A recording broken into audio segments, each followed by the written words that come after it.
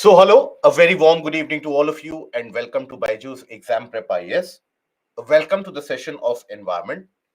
Now, yesterday we have been discussing about the issue of land and soil pollution, and we have been discussing about the issues that how this land and soil pollution is caused, what are the impacts of it, and then we had moved into the areas of prevention and control measures.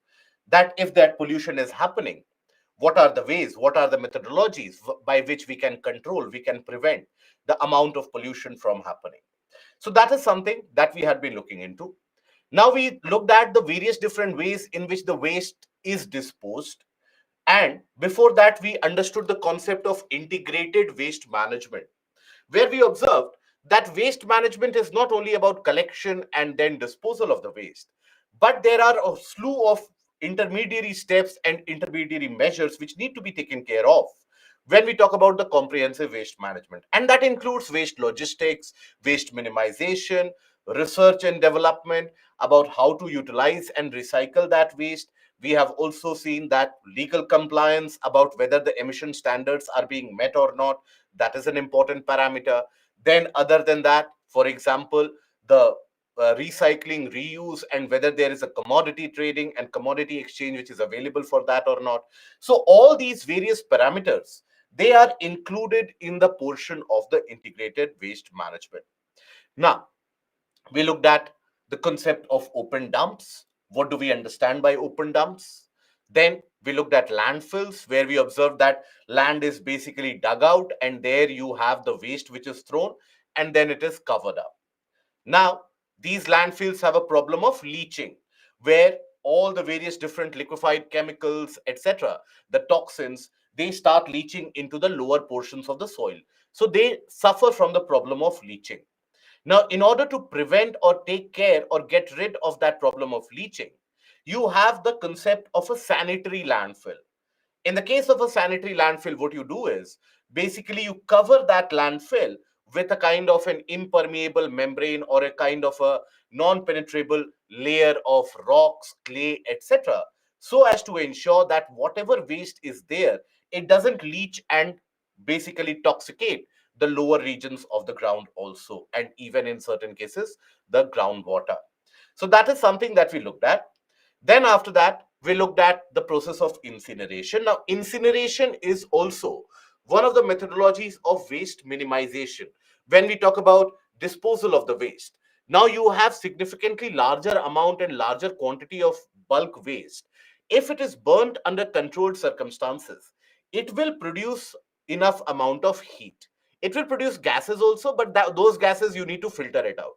But nonetheless, when you basically burn out all that large amount of waste, the energy produced will be so huge that that energy can be utilized for turning water into steam, and that steam can be used to operate the turbine generator sets and thereby produce electricity.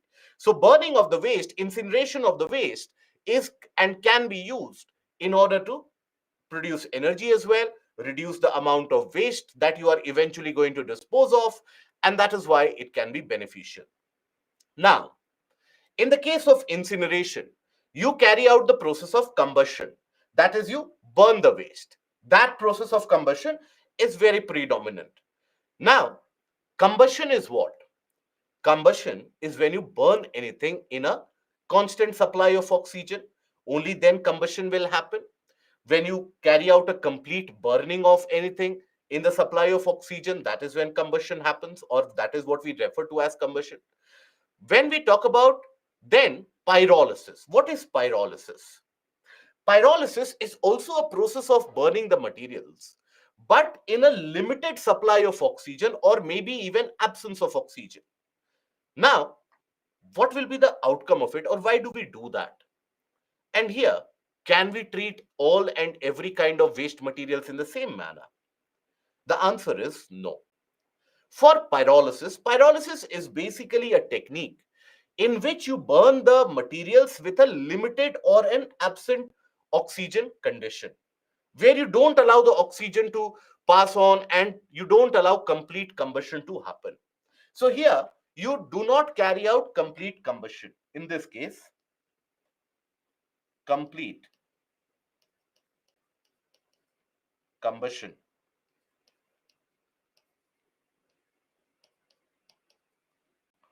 is not carried out.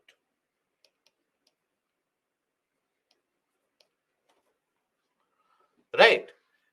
Basically, you have the partial burning.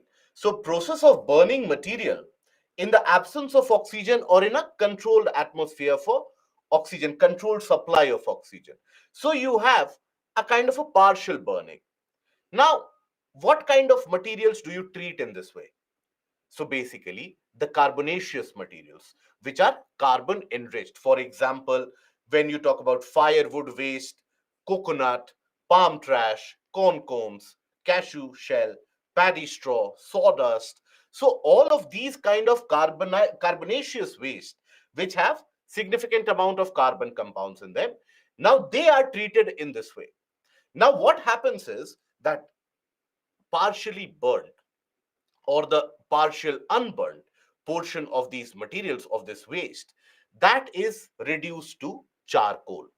Okay, so these carbonaceous waste, when they are partially burned, so basically that produces charcoal. Okay, now that charcoal, it can then be utilized in order to carry out, let's suppose, if you have energy requirement in any kind of industry, so these charcoal pellets are then burned to produce energy. Okay, so this charcoal is a result of partial burning of the waste.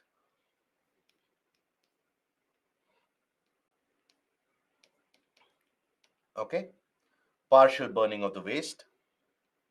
The residue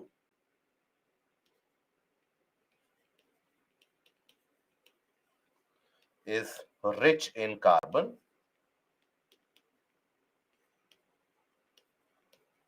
compounds and forms charcoal.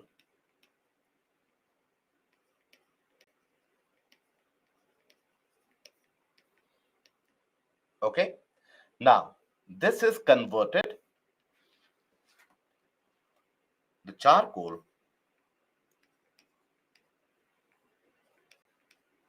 is converted into small pellets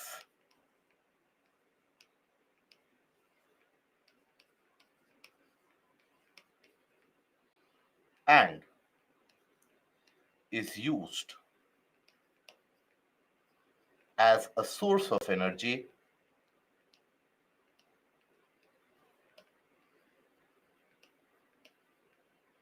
for industrial processes.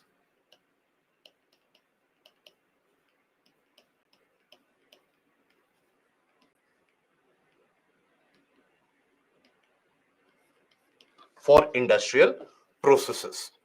Now, while you do that, while you are partially burning it out, you will also have certain types of gases which are produced, such as, for example, methane.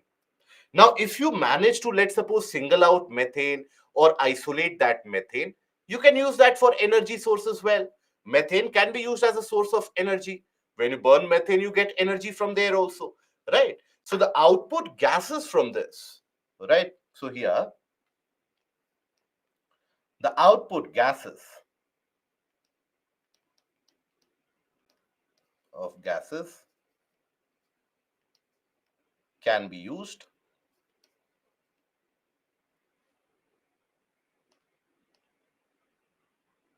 like methane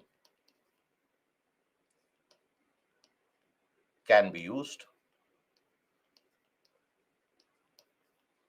as a source of energy. Okay, so that is what is pyrolysis. So again, what is the difference between incineration and pyrolysis? Incineration is when you carry out a complete combustion, a complete burning, right? For example, if in case you are unable to distinguish, or if you are getting confused in complete and partial combustion, think about it. Let's suppose you have a lot of pieces of paper. You put fire on those pieces of paper. Now, those bundles of paper, as they start burning, suppose you cover them all up, right? You will find that you will have blackened and the browned portions of paper which are remain. It is no longer white anymore, but it will be blackened and brown in their significant portions. Now, that basically is a partially burnt paper, right? But for example, if you take the piece of paper, you put it outside, you light fire on it, very soon you will have very tiny and small ash, black ash materials which will accumulate. So that is complete combustion, almost complete combustion. So that is the difference in between the complete and the partial combustion. Okay, and even for example, I don't know how many of you have done that. I sincerely do not recommend you do that now at this point of time in your lives. But if ever you have been so mischievous enough that you had an old copy or something like that, and an old book or something which you did not like, if you ever have put a fire to a bundle of pages, you'll find that the top page, the bottom page, that burns completely, but the middle pages, there you will find the coloration is different, they get hardened, and they don't burn completely. That is because there is a impartial supply, or a rather limited supply of oxygen there. That is why complete combustion is not happening. So similarly, when we talk about sawdust, what is sawdust? So for example, let's suppose you are in a lumber shop, or in a kind of a carpentry shop. Now there, as they cut that wood, you have a lot of that sawdust which is accumulated, isn't it? Lot of that portions of wood dust which gets accumulated. Now what do you do with that? So there, if you carry out the partial combustion, they will be converted into a kind of a blackish substrate. That blackish substrate, you break it into the form of small pellets, and then you can use that for ignition purposes in the industrial processes, wherever the small scale, medium scale, or the cottage industries, wherever they require the process of heat, they can use that pellets. So here, basically, this is the case of pyrolysis. It is different from combustion. Okay, right. I have done that, which is used for cooking. Yes. And Bhagya, in places now also people using charcoal as tooth cleaner. Is it good? Well, I'm not going to attest to those particular things, but then obviously the aspect of charcoal for the utility of combustion is that we are going to talk about. But the health parameters of it is also something which many of us are not well aware of. For example, the presence of fluoride in our toothpaste, we are not very well aware of. You have many brands of toothpaste across the globe which are not allowed in India because of the limitations and the regulations of fluoride that we have. So that is where all the products that we end up using, many of the times we are not aware of their side effects and the harm impact that they can create. And right, so I have answered how absence of oxygen. So you take the materials in a kind of a controlled chamber, in a closed chamber, and you provide a limited supply of oxygen, and then you uh, stop the supply of oxygen. You keep that region or that chamber free of air, and it is that chamber controlled. Charcoal is used for cooking food also. Okay, right. Arsenic is a mineral. Arsenic, Chituri, is a kind of a mineral. Look at the periodic table of, I'm sure in school days you would have seen, at least seen a periodic table. So basically, that is arsenic, right? Yes, it is used for face mask also. How all of these gases are transferred with the help of the pipelines. Then we come across the process of composting. This is also a methodology of waste management. But in this process of composting, you only take the organic waste. And that organic waste, basically, it is allowed to degrade, it is allowed to decompose. That organic waste, when it carries out the process of degradation and decomposition naturally, it will get converted into a kind of a humus like substance, and that can be used as manures to be basically distributed into the various different farmlands and for agricultural production.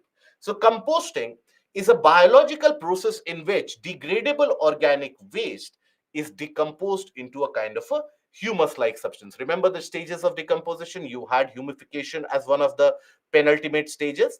So here, with the help of the natural processes, so for example, let's suppose you have kitchen waste, right? The peels of vegetables, residues of food, fruits, etc. What is the kitchen waste? Now that kitchen waste, along with, let's suppose, the dried leaves, branches, twigs, all of them, if you dump it into a kind of an open area, which is done in many of the rural areas, still it is the practice which is carried out, and it is increasingly becoming more predominant and much more popular. So all of that is basically accumulated over an area. It is slightly covered so that it doesn't become very dry, and it is allowed to decompose over a period of time. That different commingled waste, all the organic matter, they will start giving some kind of a smell, which tells you that decomposition has been initiated.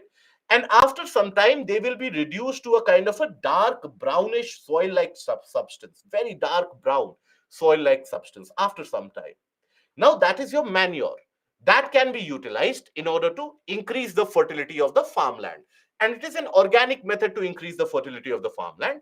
So you are carrying out the process of agriculture which is sustainable, and a process of agriculture where you don't carry out the process of applying chemical fertilizers, pesticides, etc. So that is your composting. It is done in the presence of oxygen by microbes, primarily fungi and bacteria. The final product is high in the amount of carbon and nitrogen. It aids the retention of more plant nutrient in the soil and augments the soil fertility. Now, sometimes what is done is that these organic materials, they are sprayed over an area, and certain worms are earthworms, for example. Earthworms are introduced into that organic waste. Why is that done? Because earthworms, they are very good in carrying out fragmentation. They basically will break down the organic matter in so many smaller parts, where basically, let's suppose you had a leaf, a kind of a leaf litter which was this big. It will be reduced into small tiny fragments by the time few of the earthworms are done going through it. So they will consume it, they will excrete it, so you will have smaller substrate which is remain. So many of the time, these worms are introduced in certain areas in order to significantly accelerate the process of decomposition. So that is what is also the process which is referred to as vermicomposting.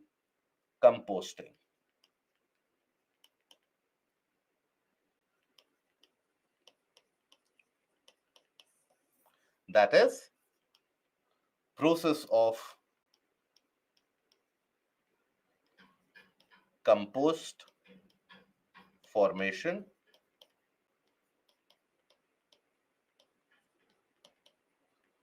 with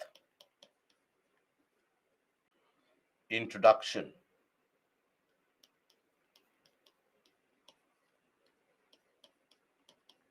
of worms.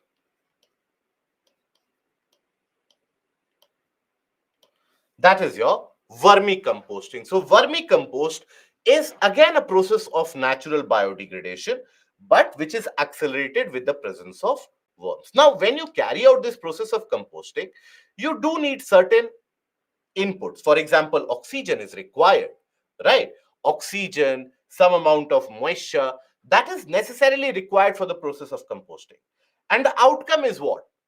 You have heat which is produced, and certain gases like methane, etc., they are also produced in the process, right? So that is the entire process of composting. Humus like substance is humus. In case you have not seen humus, basically the humus is a kind of a dark brownish to black, the soil that you see outside. Now, it is not exactly having a substrate like a soil, not exactly having a property like a soil, but it will be dark brownish, resembling very much like soil, moist, a bit moist. So that is something which is applied as manure, right? So humus is the organic material, which is a kind of a outcome of the process of decomposition. Okay. Now, This is the process of compost. So, or any kind of decomposition where you observe that various different organic materials such as leaves, straw, woody materials, etc., grass, food scraps, kitchen residues, all of them, manures, all of them in the presence of water, in the availability of oxygen, and in the presence of earthworms, insects, bacteria, fungi, microbes, which you naturally find in the soil. In that process, composting happens. And the byproduct is the release of heat plus gases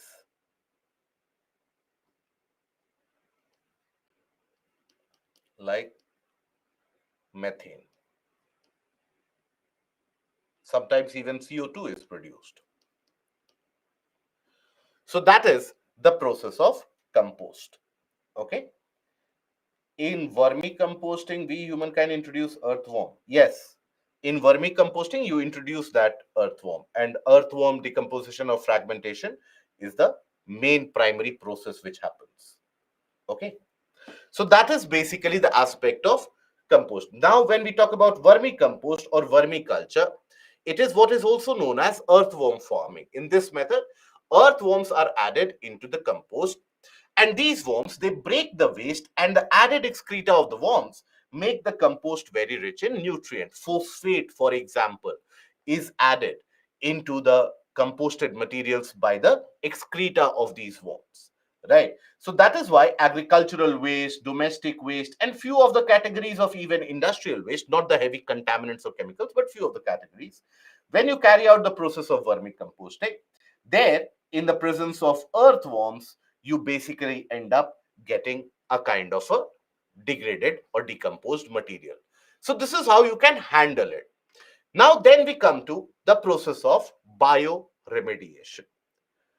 What is the process of bioremediation and why it is used, where it is used, what are the types of bioremediation? Now this is going to be relevant for your examination, for your prelims and for your mains examination. Prelims, the basic concept of it has been asked. So what is the basic concept of bioremediation? That has been asked previously, and also for mains examination, right? That how this process or how this concept is helpful about the utility of the concept. So what is this process of bioremediation? Let's suppose in any particular area there has been lot of waste on the ground which has been created, or there has been contamination which has been created. Now how do you clean that contamination? Let's suppose in the ground surface here you have substantial amount of waste.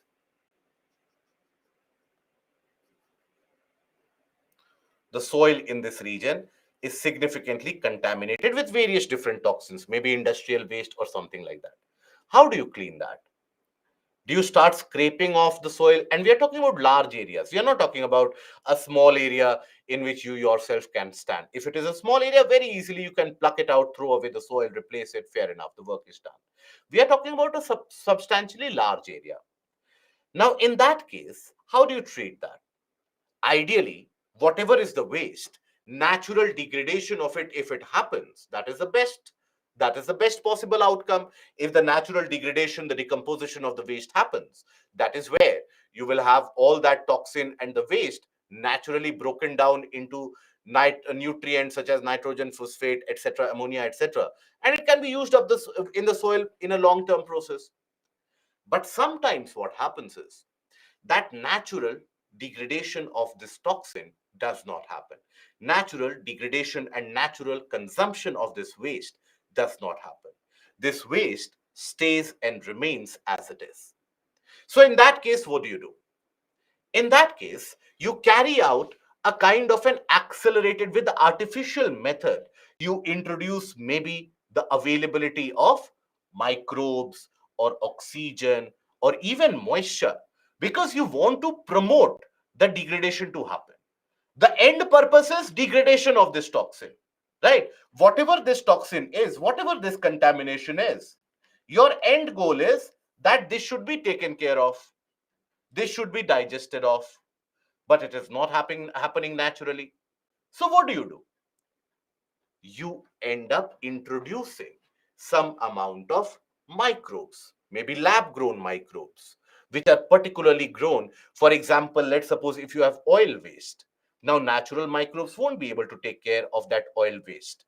So, you have certain lab grown microbes, for example, oil zapper, oilivorous, etc., which can consume that oil waste. They can break down the complex hydrocarbons of the oil. So, you introduce these microorganisms in this area. Or let's suppose if you have the naturally found microbes which can degrade that waste, then what do? You accelerate that process of decomposition by providing access to oxygen. Now, in the lower levels, here it might be acceptable that oxygen is available. But what about the depth? If the pollution has happened, contamination has happened to a particular depth, at that particular depth, oxygen won't be available. So what do? You might provide a supply, you might provide a passageway so that the oxygen can come through that, right? So you can provide oxygen, for example. Sometimes, let's suppose oxygen is also not there, moisture is also not there. Because remember, for the decomposition and the degradation of the waste, it is not only the presence of oxygen and microbes which will do the process. Moisture is also available, required. So what you can do in that? So let's suppose here you have the groundwater supply. So you provide a pipeline through which you provide, let's suppose, air at very high pressure, so that this air, along with the groundwater, starts hitting the contaminated area. Right?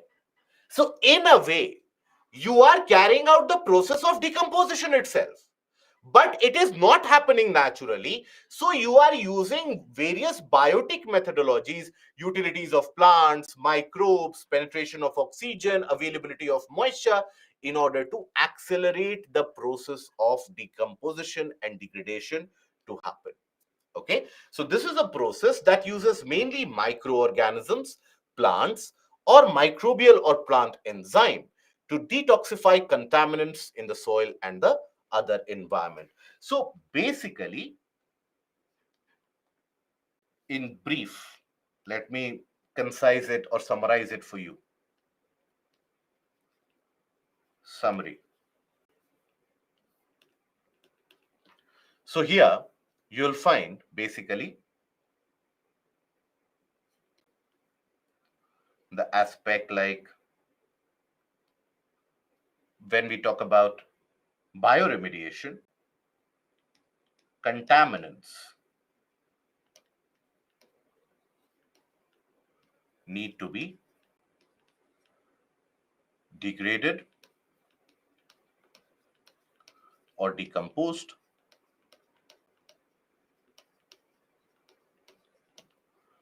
If it doesn't happen naturally,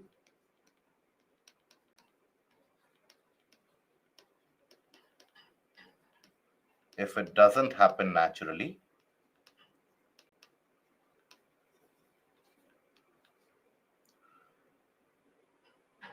the process of degradation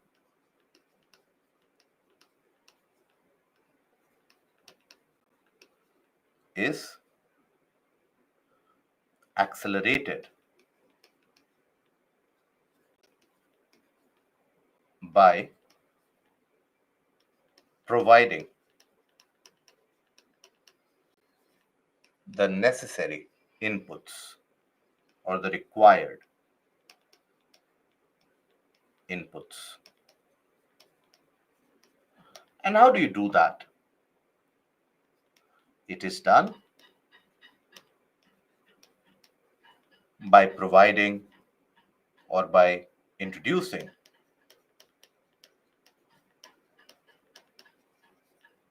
natural microbes or lab grown specific microbes,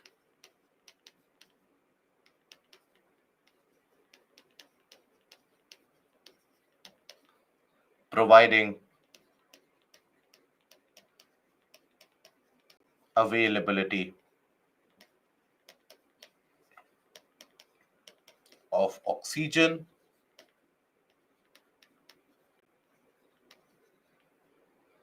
supply,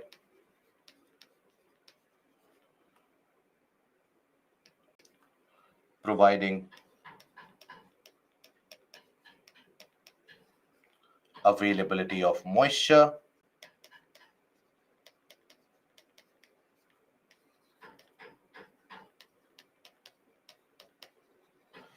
either of these are done in order to carry out the decomposition or the degradation of this waste. So either of these activities that you see allows for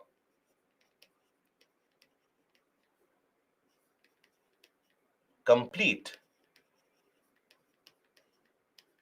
breakdown of contaminants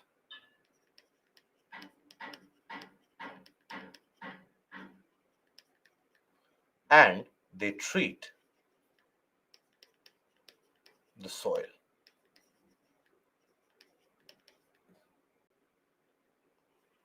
As a result. So this is the process which is referred to as bioremediation.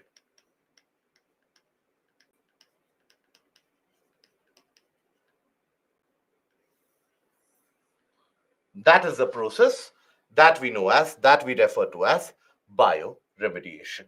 I hope this is understood. Now you have different types of bioremediation depending upon whether you have to introduce specific microbes in an area, whether you have to introduce oxygen in an area, whether you have to introduce, let's suppose, the presence of moisture in an area. So depending upon that, you have different types of bioremediation which is there. In absence of oxygen, is it calcination? No, it is not. So that is basically the, in some way you can say carbon enrichment, but not exactly calcination. No. So that is the process of bioremediation. Then let us take a look at the different types of bioremediation. One is bioventing. Now venting, you provide a vent. So let's suppose the soil in this region has been contaminated. Now, how do you treat that soil? It might be an industrial contamination. It might be a kind of a waste dump yard where the waste has been leaching in the subsoil and has contaminated the subsoil. So how do you treat that? So you allow, in this case, you allow the natural microbes to take over, but you accelerate the process of decomposition by providing the access of air and sometimes even the required amount of nutrients and minerals, which can further the growth of specific kind of microbes, because microbes also require certain amount of nutrients so that they can thrive and they can increase their population. So bioventing is a process of stimulating the natural in situ biodegradation of contaminants in soil by providing air or oxygen to existing soil microorganisms. What is in situ here? I hope we are aware about the difference between in situ and ex situ. When we talk about in situ is when that process is taking place where the contamination, for example, if we are talking about contamination, we are handling that waste at the portion or at the place where the contamination has happened. That is in situ, at the own place, in the own particular original place. But let's suppose these contaminants you transfer to somewhere else to treat them. That will be ex situ treatment. Okay, so in situ basically refers to at that place itself. Okay, ex situ, you carry it somewhere else. So in bioventing, you provide a kind of the availability of oxygen and sometimes nutrients and allow the naturally found microorganisms in that area to carry out the process of decomposition. By providing oxygen and nutrients, suddenly the population of microbes in this region that increases tremendously. Okay, so the population of microbes, naturally found microbes in this region, will almost explode. It will have a large population of microbes. Now all of them will start working on the waste, and the waste soil or the contaminated soil will be treated very quickly. But then there is a side effect of that also. The side effect is, let's suppose all that waste is treated. Now you still have a very large microbial population. Now, will the microbial population behave like robots, that now my work is done, my destiny is fulfilled, now time to die and take a rebirth? No, microbes won't operate that way. These microbes will search for food. These microbes will search for areas where they can carry out the consumption of nutrients. So they will start attacking the soil, the surrounding soil. Whatever organic material the surrounding soil will have, the microbes will consume it all. So, in a way, the side effect of it can be that once the waste has been treated, the entire population of microbes can then drain the soil in the surrounding out of all the organic nutrients which are there. Okay, so in this process, because they are naturally found microbes. These are not lab grown microbes. For example, oilivorous or oil zapper, you remove that oil, they won't be able to consume many other things, right? So you have a natural control there. But when you talk about the soil near you and the microbes near you, in that soil, they can thrive in that soil. So even after the contaminants are removed, they will continue their process of consumption. So, side effect or leads to a spurt or a significant increase in microbial population. Microbial population. However, once the waste is treated,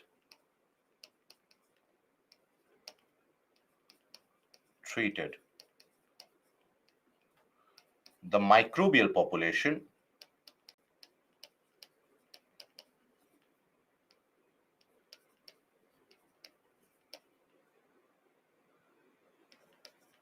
starts attacking the surrounding soil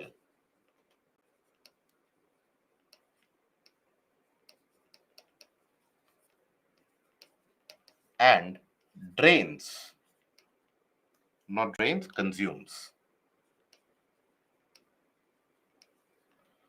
all organic materials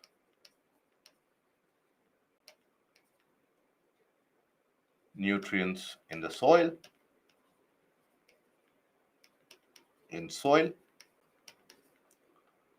making it infertile.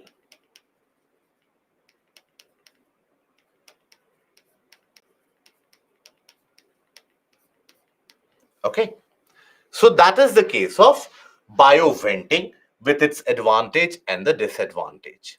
Okay, and then you have bioaugmentation.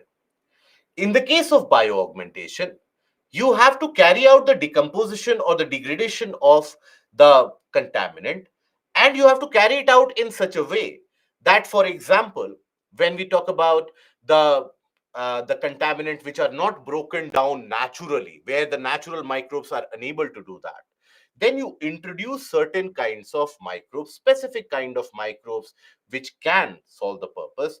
For example, let's suppose you have a lot of plastic waste in an area. Now the natural microbes won't be able to degrade the plastic, would they? Let's suppose the plastic liquefied and other forms of small microplastics are spread over. You cannot pick it out by hand. Now you introduce a specific kind of microbe which undergo the plasticophagy, which consumes plastic. Now, there you need to provide certain nutrients also which can sustain those microbes. So, you augment the soil with the specific kind of microbes, targeted introduction of microbes, along with the nutrients which are required to sustain them in order to decompose those kind of materials which are not naturally degraded or decomposed. Okay, so here basically introduction of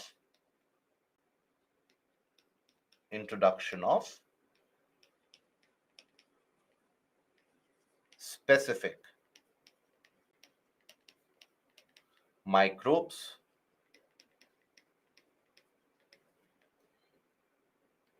targeted for the type of contamination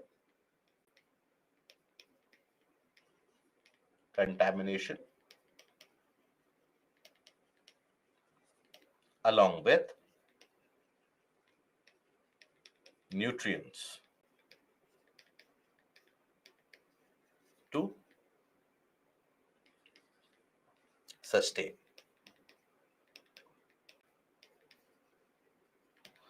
Okay, now here you don't come across the problem where they will continue to carry out the consumption process even after the contamination is removed. No, because in this case, for example, these are the microbes which will thrive on very specific kind of condition, very specific kind of input need to be provided for these microbes to exist.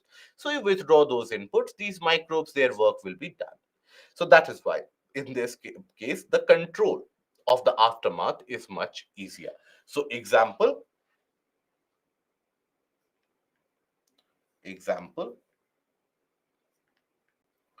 oil waste, plastic contamination,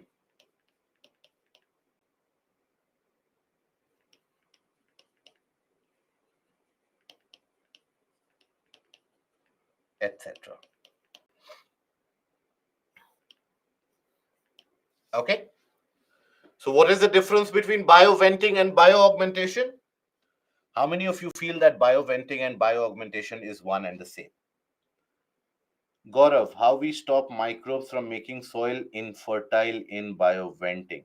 So basically, Gaurav, in that case, you don't have much of an option, but then eventually you will have to isolate that area, and that region of contaminant needs to be isolated, and then it needs to be treated. Okay. So everyone is convinced it is different other than one of you. So it is different basically in the case of bioventing. Observe here you have the naturally found microbes which are going to carry out the process of degradation. In bioventing, do we introduce microbes? No. Do we introduce a specific kind of microbe there? No. So can they take care of, let's suppose, oil waste, oil spill, etc.? Can bioventing take care of the oil waste which is on the ground? No. But in bioaugmentation, you have introduction of specific microbes. In bioventing, what is a vent? Are we aware of the English meaning of the vent? Are we aware of the meaning of vent? Vent is a passageway for the movement of air, the supply of air. That is a vent. Right, so bioventing, you provide a kind of an access for air supply, that is by providing a vent. Augmentation is what? You add on some supplement. So in this case, in the case of augmentation, you introduce certain specific kind of microbes in particular which can carry out, for example, oil contamination which happens. Can natural microbes take care of the oil contaminant? No. If the natural microbes could have taken care of the oil contamination, the world would not have any problem at all. Any oil spill would have been consumed naturally by the microbes. Why is it that such a hue and cry is made out of the oil spill? Because the natural process of degradation is unable to take care of them, isn't it? So that is why in bioaugmentation, you introduce the specific kind of microbes and they carry out the process of degradation. Is that understood now? The difference, is that understood?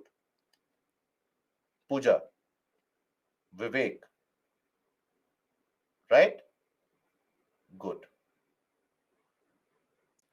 It means bioaugmentation is better than bioventing? Yes, obviously. And bioventing is done by natural, but then please understand, not everywhere can you deploy bioaugmentation, because lab grown microbes are not something that you go to the nearest store and then you say that, okay, get me 1 kilo of oilivorous or oil zapper, I need to take care of the oil waste near me. It is also something which needs to be carried out in controlled condition, etc. So that is why not everywhere can you deploy bioaugmentation. It is like, if let's suppose you have a kind of a battle. Now, I understand that fighter jets can be very handy, but then let's suppose you are fighting with your neighbor over a parking space. You cannot deploy fighter jets to kill your neighbor, regardless of how much you want them, can you? But basically, the natural conditions, the natural microbes, if they are able to take care of that, that is venting. Okay. Additional microbes act as catalyst. What is a catalyst, Vivek? I think that your understanding of the entire process of bioremediation has gone significantly haywire. What happens when the work done in bioaugmentation, when work is done in bioaugmentation about microbes? So in that case, basically, Chandrasekhar, understand that these are specific kind of microbes. Now they are consuming these oil waste, plastic waste, etc. But once that oil waste and plastic waste they are consumed, then what will happen? They won't be able to survive quite significantly, can they? Right? So it is not as if there will be a continued propagation of the microbial population. And Chituri, bioventing is done by, but bioaugmentation, very good. Beautiful articulation. Ananya, bioaugmentation have any kind of disadvantage also? Yes, Ananya. For example, getting the availability of the specific kind of microbe is difficult. And we don't always know the efficacy of how good the microbes can consume that particular kind of a waste. Maybe the microbes in the lab conditions, they would have shown an affinity to consume, let's suppose, oil and carry out the breakdown of the oil. But then if it is, let's suppose, oil mixed with a certain kind of a phenol or any kind of a ketone, then maybe they will have limited extent of impact. So that is why the exact impact of it is not very well known before you carry out the process. So Vivek, understand and listen to this very carefully. What is biodegradation? When you hear about the term biodegradation, or the term, or the fundamental of decomposition, do you think that any chemical or any leaf matter, etc., left outside, without any microbial action, they will themselves decompose into organic matter? No. When we talk about decomposition, it is carried out in various different stages where the microbes, they are not a catalyst to a reaction taking. There is no reaction like H2SO4 in the presence of sunlight in the substrate of KCN, then they will react in order to form a kind of, no. It is natural processes of life where microorganisms, they need to consume food. So when they consume food, that food can be anything depending upon the type of microbes. Microbes, they have different, you have billions and trillions of the varieties of microbes, they will consume different materials, right? You develop certain kind of microbes in the lab, which let's suppose can consume oil. Now, if there is an oil spill, what will you do? You will introduce those microbes in that area so that they can consume oil. Let's suppose I have a kind of a plankton, an algae, which under or a kind of a bacteria, which under normal conditions will consume the leaf matter, vegetables, etc. They cannot break down the oil. I have oily zapper or oilivorous, which will consume only oil. So if there is an oil spill, that natural bacteria will not solve any purpose. So what do? I will need to augment the soil with the kind of a specific microbe, specific bacteria which can consume that oil, isn't it? So you augment it. So it is not a natural reaction which is taking place, that now you have introduced the bacteria, so it will be a catalyst. Catalyst is what? Which accelerates a kind of a reaction, which creates a condition for the reaction to take place. But here, they are directly straightforward consuming it. I hope I'm able to make the difference clear in this case. Then, yes, Gaurav, they can be removed also in many of the cases. Where can we buy the specific microbes? You cannot buy. No, they are produced in labs. Can extra waste be brought to the bioventing place after? So ex situ degradation is different, Kumari. We'll come to the process of land farming, which is the example of ex situ degradation. And as you said, there are different types of bioremediation based on which the agent is introduced. So for bioventing, it is oxygen, while microbes are already there. For bioaugmentation, it is microbes. Absolutely, yes. Best articulation. Good. If they are produced in labs, how mass production can be carried out? Why can't it be carried out? By labs, don't think about the dingy chemistry or the physics lab that you had back in school. You have the lab culture, and you don't need to provide them in truckloads that this truck is carrying the microbes, right? Even, for example, if you have a small canister full, that will be enough to take care of a large area of for degradation. And it is not as if you introduce them like how it works in cartoon movies, that immediately you see the soil turning good, and immediately like Popeye, the entire thing is taken care of. It takes some time. It will take its own time. Okay. Now, then we have biosparging. Now, biosparging, as I told you, in the entire process of bioremediation, either you will provide microbes, or you provide oxygen supply, or you provide moisture. Any of them you provide, or you provide all of them, in order to ensure degradation takes place naturally. Now here, when we talk about biosparging, so it involves the injection of air under pressure, high pressure air injection below the water table, to increase the groundwater oxygen concentration and enhance the rate of biological degradation of contaminants by, again, naturally occurring bacteria. So here, for example, the image is also self-descriptive. Here you are able to provide moisture, moisture as well as dissolved oxygen.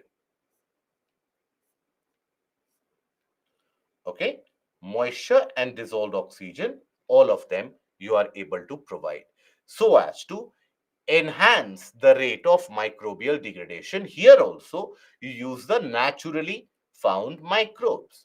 So obviously, it is not a choice that today I am feeling like natural microbes should take the job. So today, natural microbes, today is Sunday, so lab grown microbes. No. Depending upon the type of waste, the type of contamination, accordingly, you basically either carry out bioventing, biosparging, or bioaugmentation, depending upon what kind of contamination and at which region that contamination has taken place. Accordingly, you frame a policy, you formulate a plan to treat that. So all these are in situ methods. All these are in situ, where you treat the contamination at the point where it has happened, right?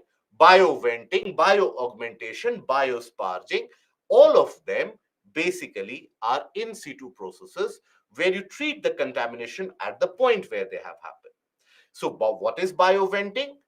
In a region where there is contamination, you provide a passageway for air in order to carry out the process of decomposition. What is bioaugmentation? Let's suppose you have a unique contaminant, like certain kind of acid, certain kind of chemical, certain kind of oil, which the natural microbes cannot take care of. In that case, you provide the microbes in that area to carry out degradation. What is then biosparging? Biosparging is a process where you enhance the moisture availability by providing high pressure air into the groundwater level, because that air will then, that oxygen will then start pushing the water, and the water will have oxygen amount as well. Now, when that reaches the site of contamination, when that reaches the site of contamination, it will increase the microbial action. But here again, naturally found microbes are only used. Here also, you don't introduce a specific kind of a microbe for doing this particular job. Am I making myself clear now? Is the same side effect of bioventing will happen to bioaugmentation? Not so much, Femina, because there is a kind of these lab grown microbes, or the specifically the microbes which specifically will target chemicals, etc. They, okay,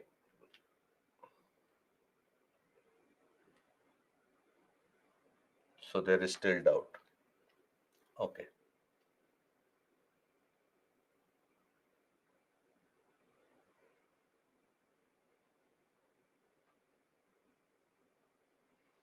okay, so I understand what is required here.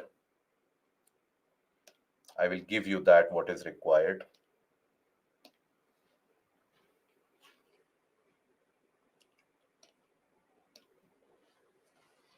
Something that we have been used to from our childhood days, sadly.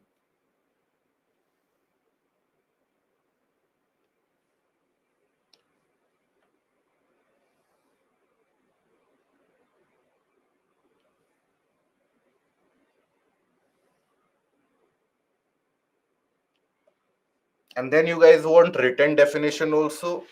Then you guys, anyways, fair enough. So here, bioventing.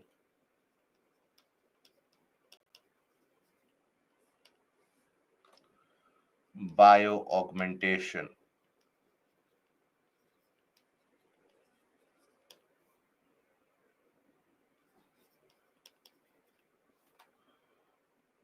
Biosparging.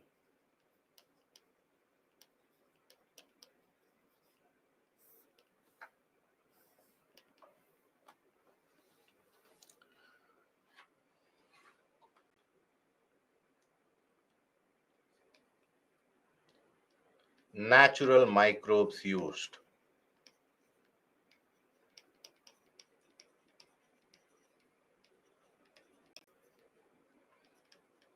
Artificial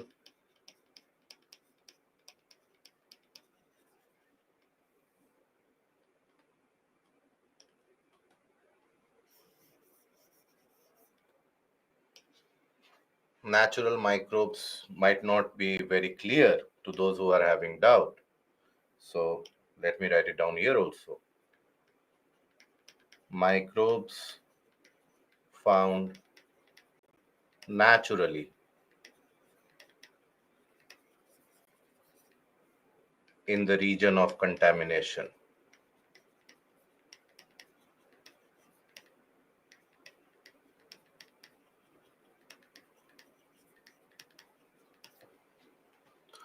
Ideally, guys, this is a work that you should do as a student, as a candidate. Please take this preparation period seriously. Please don't rely on spoon feeding, because see, my writing practice, I am good at writing practice. I'm good at writing. I will keep on writing. But then please understand, it is you who need to take up this process of writing, etc. I'm sure by this request that you are saying, giving out, that write it in your own words, write the difference in another slide, so that when we get the annotation PPT, we can simply stare at it and everything will come into the mind. It is not going to help you significantly in the examination. You might not realize it today. Right now, whatever I am saying might appear to be some kind of a total nonsense, that why is he preaching like this? Trust me, the time that you appear for the mains examination, if you reach the mains examination, you will realize the importance of creating your own writing practice, writing things in your own words, rather than relying on someone who has written it and simply wrote learning it. But that will hit you someday. I hope it doesn't hit you too bad. So specific microbes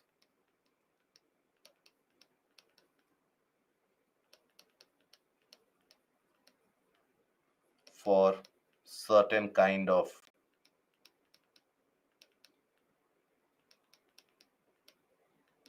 contamination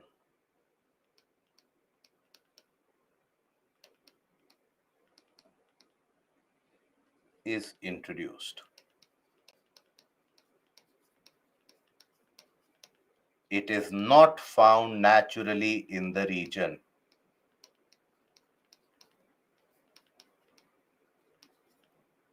To be present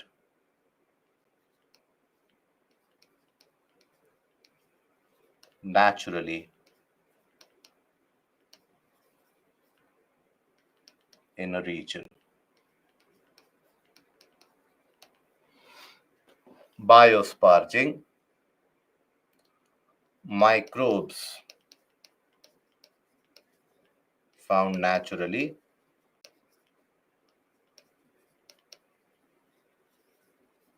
in the area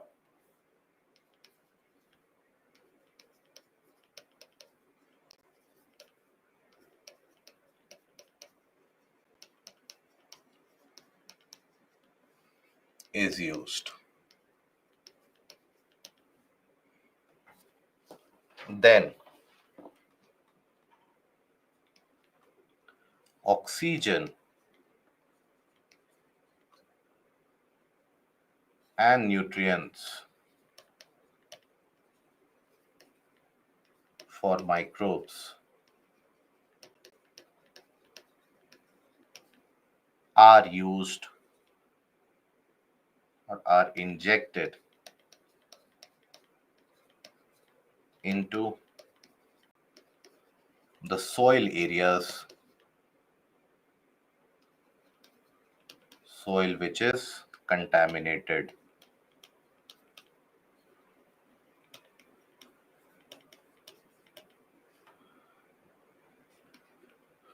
Oxygen need not be introduced, injected, depending upon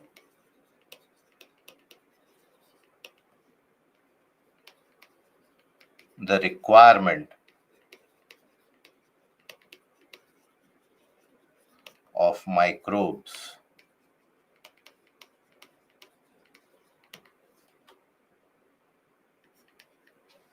Oxygen is introduced into groundwater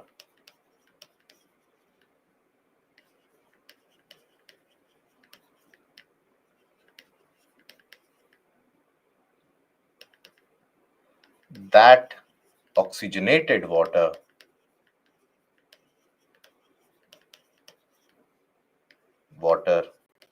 under pressure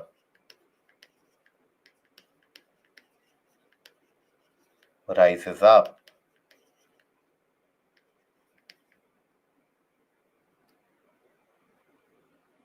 and provides the condition for decomposition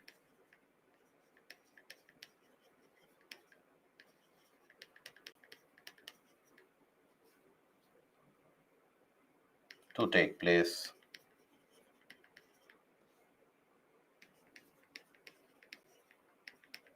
in contaminated soil.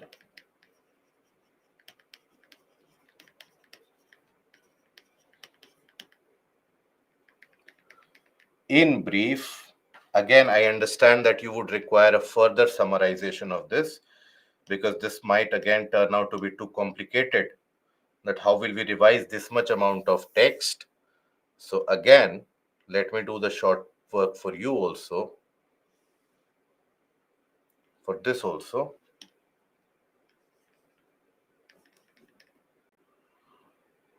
Oxygen, or rather only air introduced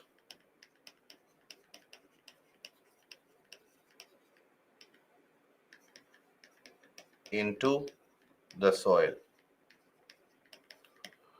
Microbes are introduced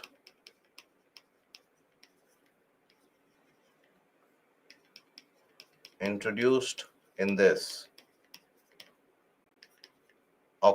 Air at high pressure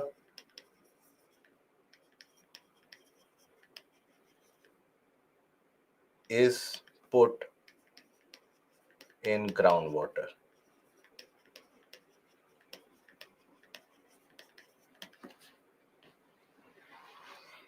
Is that understood now? The mechanism, is that understood?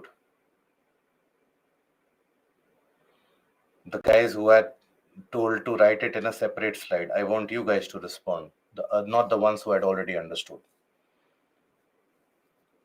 Vivek, Chituri, Pooja, all of you, understood? Baldev, is that understood, or do you want me to write something in a more simplified manner? Gaurav, understood? Okay.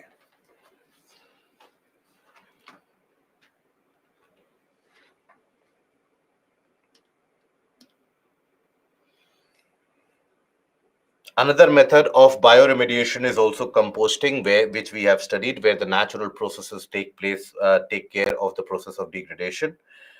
And then there is an ex situ method of taking care of the waste, and that is land farming, where the contaminated soil is spread over a larger land area and to allow for the decomposition to take place. So in the case of the land farming, I will write it down itself so that the work of explanation will also be done. Contaminated soil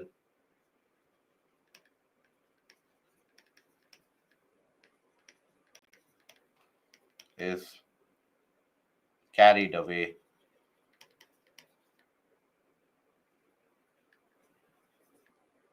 and spread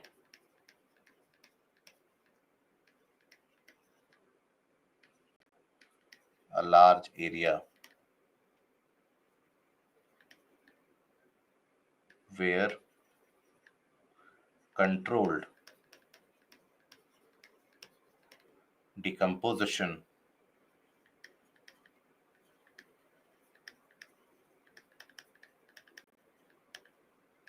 takes place.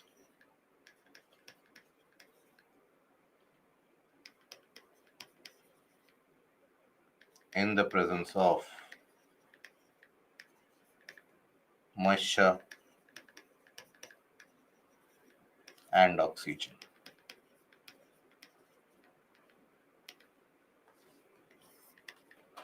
It is an ex situ process, and by ex situ process, what we mean is contamination is treated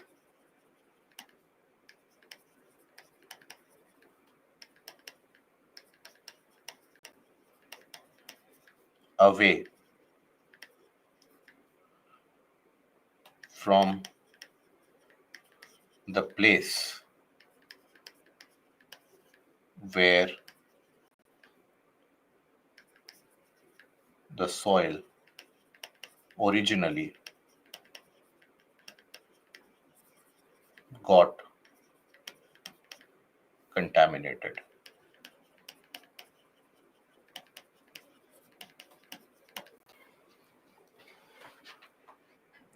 Is that understood now? Any doubts till now about any of the process of bioremediation? No? Okay.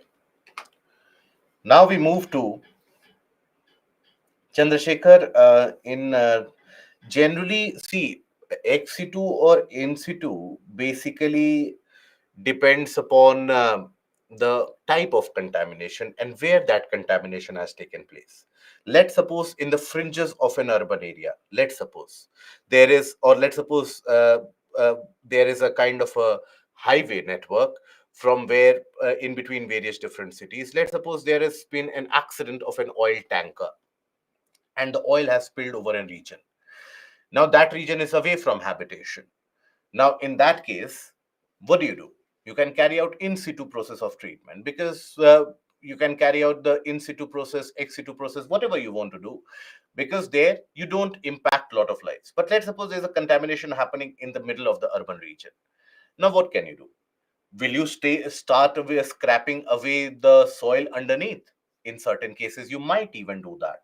Let's suppose it is in the middle of a habitation, you might scrap away the soil and you replace it, so you can carry out the ex situ. So depending upon what kind of contamination has happened, depending upon where that contamination has happened, accordingly you take the policy. And XY, won't the new area get contaminated? So accordingly, basically, you generally do the layering of the ground, and then you spread over the contaminated soil, and then eventually you carry out the process of decomposition. Because, and understand that once you spread that, let's say, contaminated soil over a larger area, the microbes will carry out the, or will take care of the contaminant naturally, and they can take care of the even the newer contamination which happens in the shallow region. So microbes will take care of that. Okay, so no, that problem won't happen. Composted bioremediation. Chituri, have we understood the process of composting? Have we understood the process of composting, which we have discussed earlier? Is this process understood or not? It is the same. Composting bioremediation is again the same. It is the same. Bringing together contaminated soil with non-hazardous organic materials such as manure or agricultural waste, when they are treated, basically, when you keep the waste, accumulate the waste, allow the microbes to take action in the presence of naturally available oxygen, etc. So in this case, what you do, you bring all the waste together. That's it. Now, then we come to the various different governmental initiatives which have been taken to treat the cases of pollution, to cater to or to reduce the amount of pollution carried out in various different areas. Now, amongst these government initiatives, you have the various laws, legislations which have been passed. Not all of them are relevant for your examination. The recent changes, wherever they are happening, please keep an eye out for them.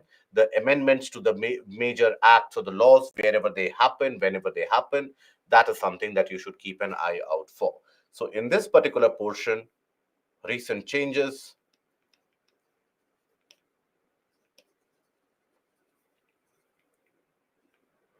and amendments.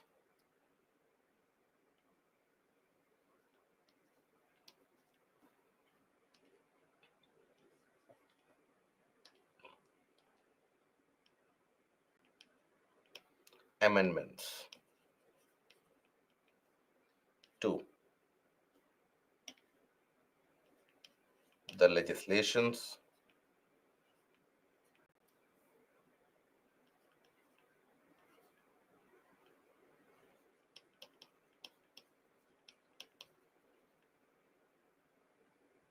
need to be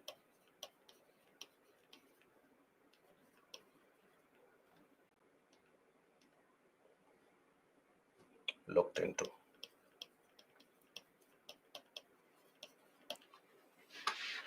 Now, when we talk about the various different acts and measures out of this, the Plastic Waste Amendment of 2022, the E-Waste Amendment of 2022, the Solid Waste Management and its key important concepts and the key principles, right? These are important.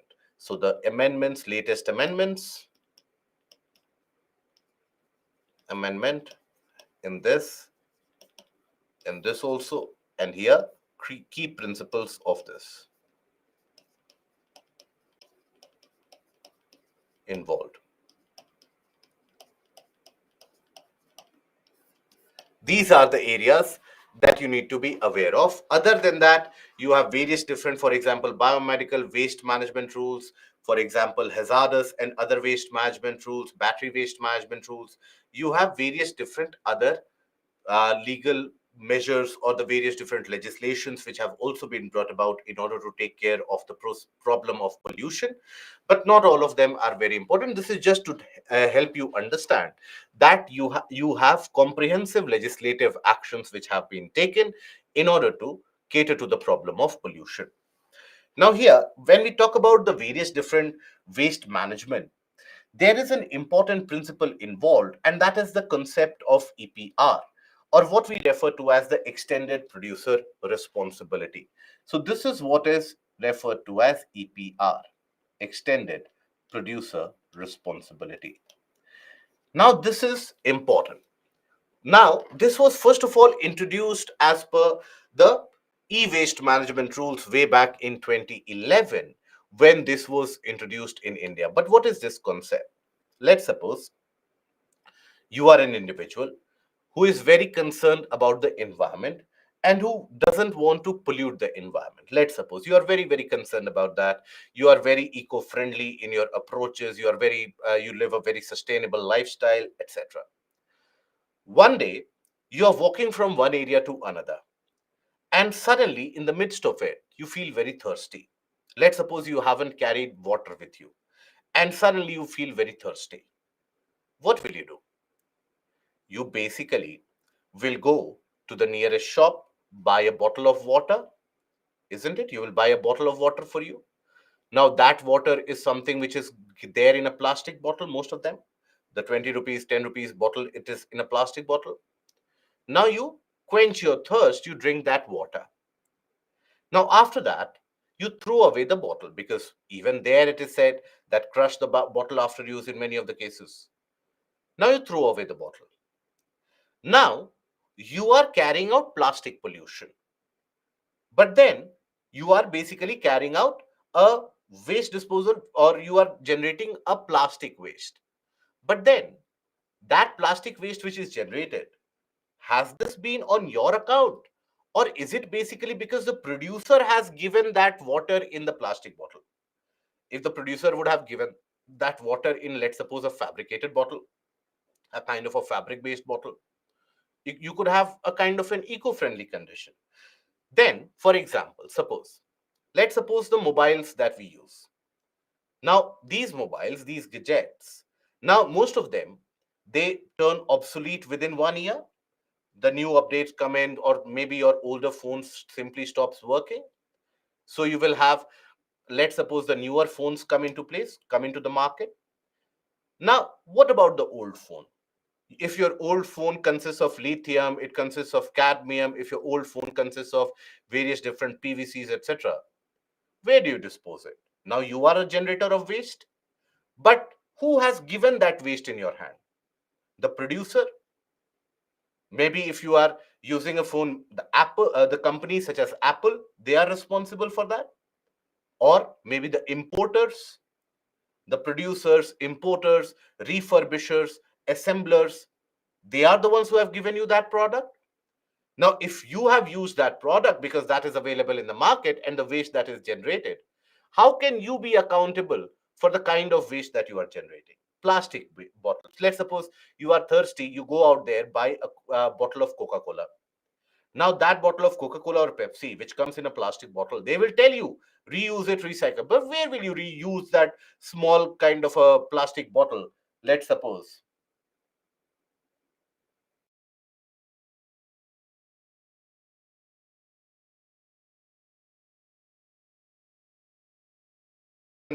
having said that, now we continue with the portion of the extended producer responsibility. As I told you, that it is not always the consumer who is responsible for the kind of waste generated. You go to the market, you use that Coca Cola bottle, regardless of the fact that it is said that reuse it, recycle it, etc., etc. But then where will you reuse it? How many times will you reuse it? Eventually, you will dispose it off. If ever possible, take a look at the nearby garbage dump near your region. You will observe endless number of bottles, plastic bottles, etc., which are thrown. Now, is it the case that the people are requesting the producers that please give me plastic bottles only? No, it is the producers who are producing them. So, thereby, in the process of waste management, you make the producers accountable for the waste generated. You make the importers, refurbishers, the assemblers, they are the ones who become accountable for the waste generated. This was first of all introduced in the case of e-waste management, that is the electrical and the electronic waste. That when you have the electrical or electronic waste, there, what do you do? For example, a common citizen, and let's suppose at a village level, that person doesn't know what is there in the mobile phone. That person starts panicking when the mobile phone gets heated up. That person doesn't know how to operate the various nuances of the mobile phone. How can that person be responsible for the lithium, lead, cadmium, and the other contamination that the phone will do if you throw it out in the open? How can you hold that person responsible and accountable? That is where the concept of extended producer responsibility comes into the picture, where you make the producer responsible for that. Producer, assembler, importer, any one of them. So here, the concept is very simple, that in the entire value supply chain, you have the producer or importer or assembler, etc. Now they will provide the materials to the wholesalers. They will provide the material to the retailers. They will provide the material to the consumers. Consumers are the ones who will generate waste. But this waste which is generated will have to be taken care of by the producer. Responsible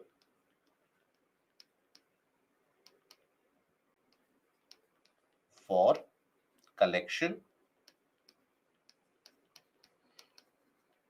and treatment of waste.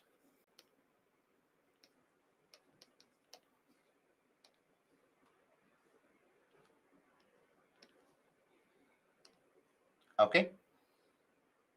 For example, Apple manufactures mobile phone.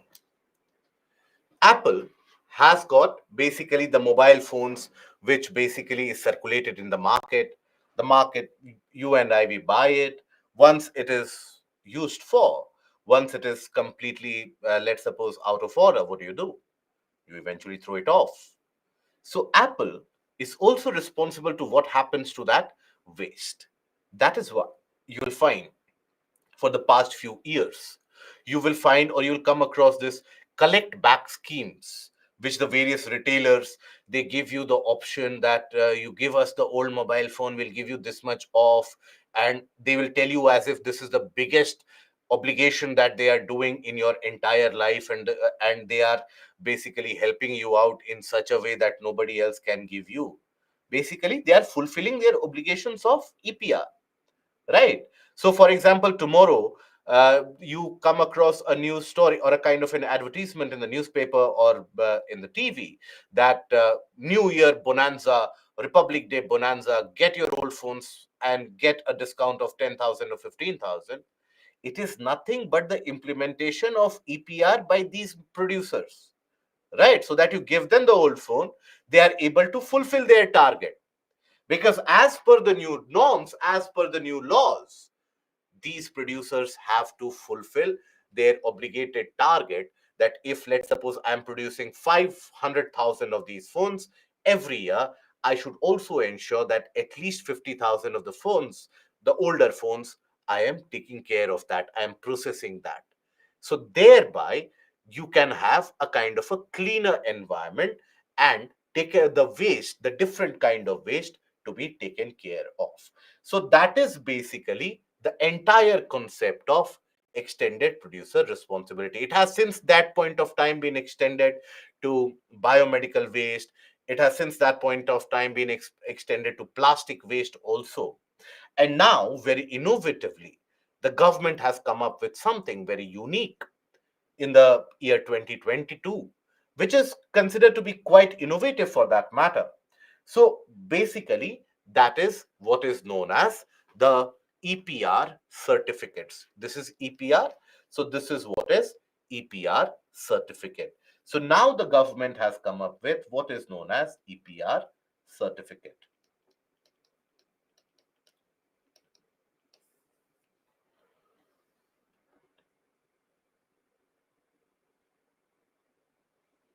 Uh, B. Rama, here is my mail ID.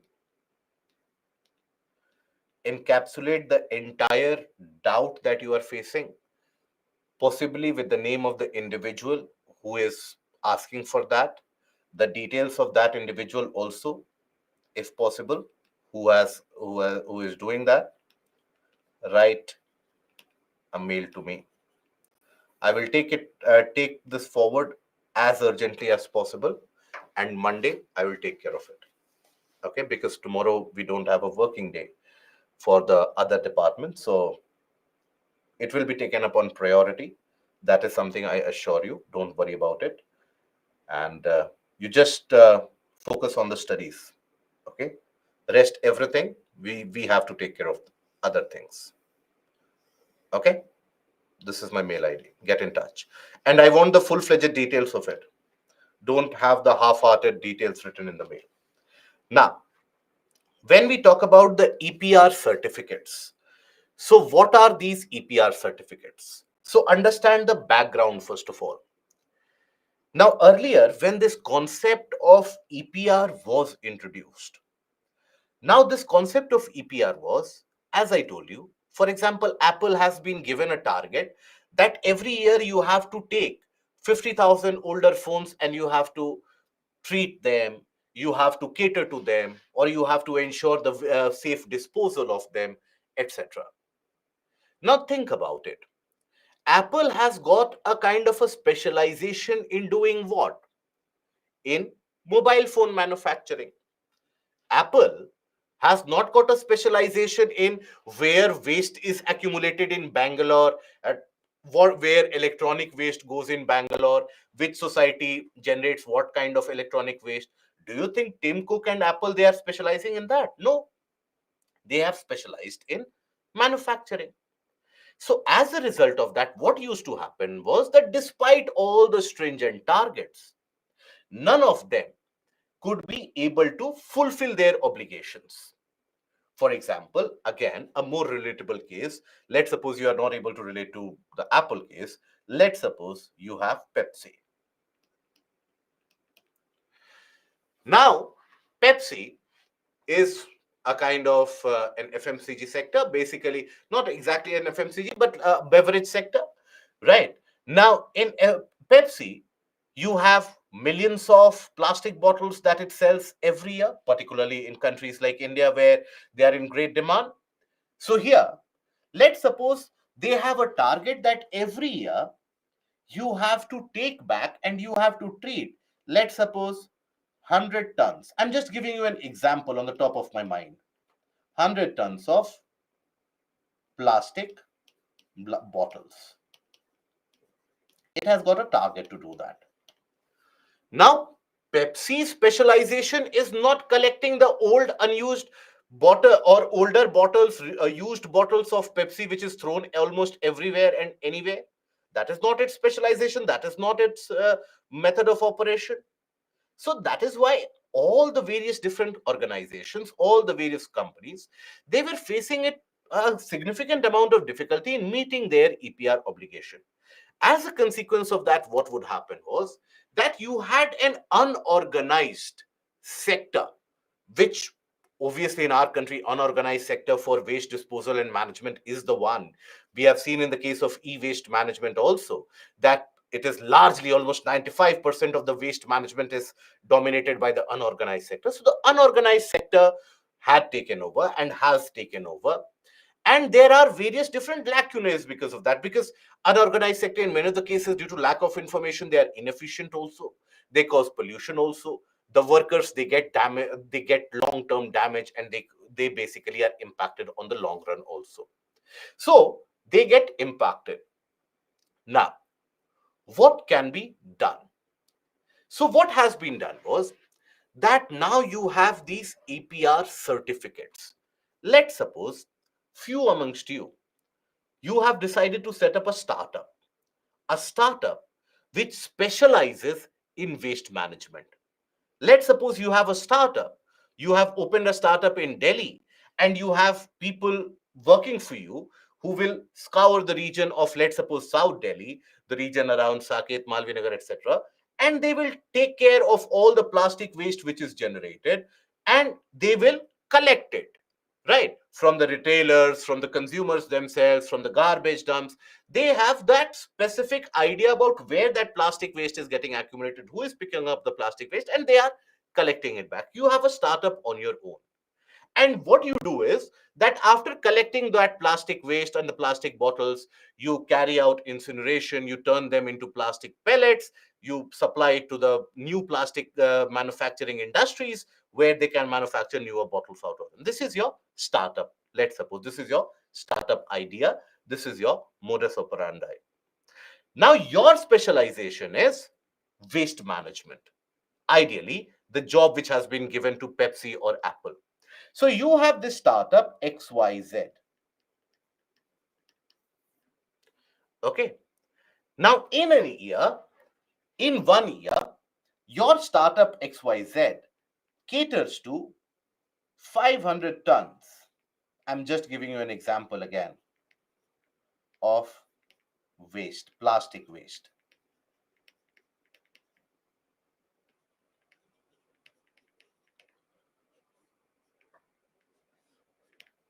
This is your startup XYZ. Now you have in 1 year catered to 500 tons of plastic waste because that is your specialty. Now, if you have taken care of these 500 tons of plastic waste, you would be given a certificate of recognition that you have taken care of this 500 tons. That is a certificate that, think about it as a credit that you have, right? So you will get certificate or credit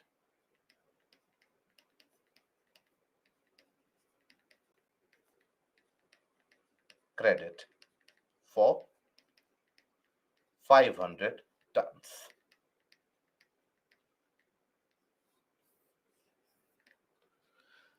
Now, Pepsi had a target for 100 tons of plastic bottles, but it doesn't have the capacity to ensure the uh, carry back offers, to ensure that the retailers give them enough. It doesn't have the wherewithal to do that. So, what Pepsi will do? Pepsi will give your company money. You will get money from Pepsi, and in return, you will give Pepsi or the PepsiCo company certificate or credit for 100 tons.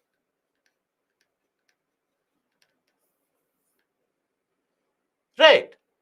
So, in a way, now Pepsi can concentrate on producing cold drinks or the soft drinks, whereas now the waste management that you have done, Pepsi can simply buy off that credit from you. You concentrate on waste management, waste is also taken care of, and in 1 year, all these targets are also met. Right. Let's suppose as a company XYZ, yes, just like carbon credit. Let's suppose as a company XYZ, you needed some money immediately. You cannot wait for Pepsi to come in and give you some credit, etc. Let's suppose you don't have that wherewithal. In that case, what do you do? In that case, basically, let's suppose you sell it to some other organizations. Can be sold to a financial institute. Just as an example, I'm giving you. As an example, let me write here for example. Otherwise, I have many such students amongst you who basically will take a screenshot after 5 or 6 months. They will shoot out a mail. How could you say this? This is something where, so then I will have to explain it over again. So let's suppose, for example, they have sold it to a FI, financial institution. Now, in this case, Pepsi can pay money to the financial institution and get certificate in return. So this is tradable. This is now a certificate which can be tradable. So what are the benefits of this? The benefits are, first of all, prior to this, none of the companies were able to meet their targeted obligations because it was not their specialty. None of the multinationals had that specialty, so they were not able to complete or fulfill their obligations. Now, the argument which was put forward by some of the people was that, but these companies do that in US, why not in India? If they can do that in US, we can, if the government is strong enough, we will make them do it in India also. We'll make them hold their ears, do up and down 50 times. They will do it in India also. But understand, these companies are operating in the US. These companies are US companies. They are in the good connection with the vendors there, with the suppliers there, and there also you have this tradable certificate system which goes on. But these companies were never able to fulfill their obligation. So if, let's suppose, PepsiCo had an obligation of 100 tons of waste, it could hardly end up catering to 20, 30 tons of waste, and rest of them would be unaccounted for. And what they would do, they would basically bribe the officials eventually, and they would simply have a kind of a free pass. Under these provisions, what now happens is that you will have the growth of these specific companies and startups, which is happening. I hope we are aware. I hope you guys specifically are aware that this is one of those sectors where many new companies are coming up, many new startups are coming up about waste management. So you will have now experts. These companies, obviously, they will not take someone working in an IT sector, someone working in a retail sector that, okay, let's get together, let's start a waste. You will have experts in them handling about waste management. And that will provide, first of all, jobs. Experts and expertise will come into the waste management.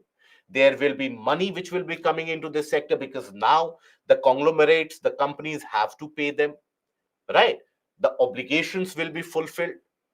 So that means a greater amount of waste is targeted. So you are taking care of the waste also. You are providing jobs in the process. Money flows into your system also, right? And expert waste management is also happening, and the companies are complying with the regulation. So this is beneficial. It is a kind of a market mechanism which was earlier available in the carbon sector. Now it has been made available even in the plastic waste and even in the e-waste. Okay. This is not good. Theory and practical differs. Pepsi have to find out method to reduce plastic waste. Is it not so? Absolutely. I couldn't agree with you more. That ideal world scenario, what would be the ideal world scenario? That Pepsi starts producing soft drinks in a bottle which is eco-friendly. That is the ideal world, isn't it? Ideal world is what? Where the mobile phones that you have, if you throw them off, they naturally decompose and become soil themselves. But have we reached that stage? No. Maybe we'll reach that stage 5 years down the line, 6 years down the line. But in those 5 to 6 years, we might end up generating 50,000 to 100,000 tons of waste easily, easily, much more than that. And we are generating around 150,000 tons per day of waste. Think about it. Even if we are generating 5,000 tons per day of plastic waste, imagine what amount of waste we'll be generating in 5 years, 10 years down the line with the population increasing, the youthful population increasing. So before that entire compliance comes into the picture, what do you do till that point of time? Do you keep on forcing PepsiCo that no, you have to do this, you have to produce it in a non-plastic bottle? They will not do so. It takes time for the technology to come over. So till that point of time, you have to come up with an innovative measure to reduce the problem at the source. That is why this is something which is beneficial. Okay. Is that understood? Prashant, my uncle's company is working in the same field for carbon and plastic credits. That is one of the sunrise sectors. 10 years, 20 years down the line, this will be one of the most lucrative sectors out there. That is something which one should keep in mind. Before it comes in glass bottles, now it's stopped. But then the glass bottle things, they stopped in the regions such as US and Western Europe much long time back. Glass bottles used to be provided in these developing and third world countries for a longer period of time. The problem with the glass bottles significantly for a long time was the cost of operation was very high, right? And secondly, there were also issues about contamination, where the glass bottles, many of the times, they first of all, when you refill them, many of the times the general process would be that the collected glass bottles would be crushed back and new glass bottles would be manufactured, and then in that it would be filled. But in many of the cases it was found that companies such as Coca-Cola, Pepsi, they were basically cleaning up the older glass bottles and refilling them. Now that led the scope or created the scope for contamination, which was the case which emerged in certain countries of Africa and certain regions of Asia also.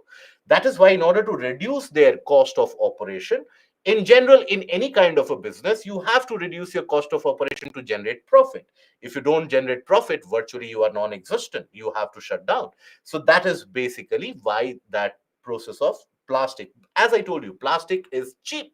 Plastic has got a good load carrying capacity. That is why. Okay, let's take a break now and let's be back and we will study about the details of the amendment of the plastic rules and the e-waste rules. Let's take a break for 15 minutes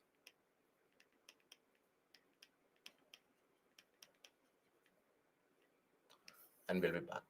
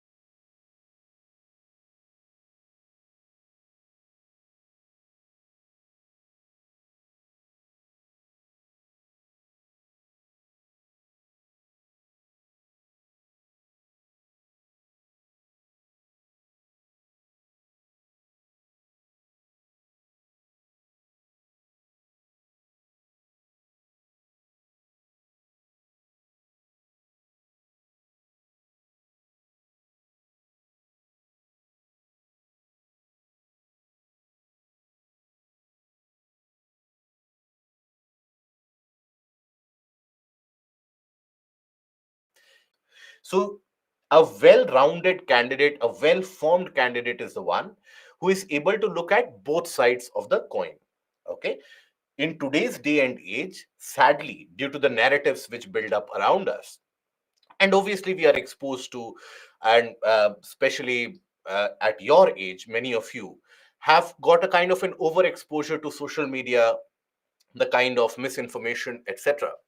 As a result of that, we either, for any particular policy, we think that it is absolutely bad or it is absolutely good. But most of them will have some drawbacks also, some benefits also. And that is what needs to be encapsulated in answer writing. When you create an answer, that needs to be included.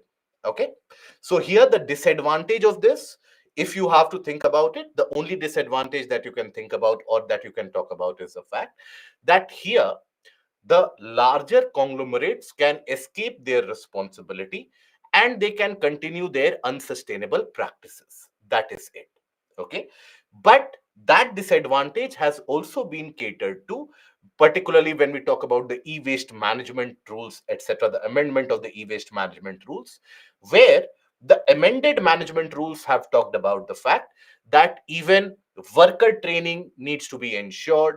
Even, for example, how do you treat that waste, those workers, their health needs to be ensured, and also the manufacturers eventually have to keep on reducing the amount of mercury, cadmium, and other different types of hazardous materials that they are using.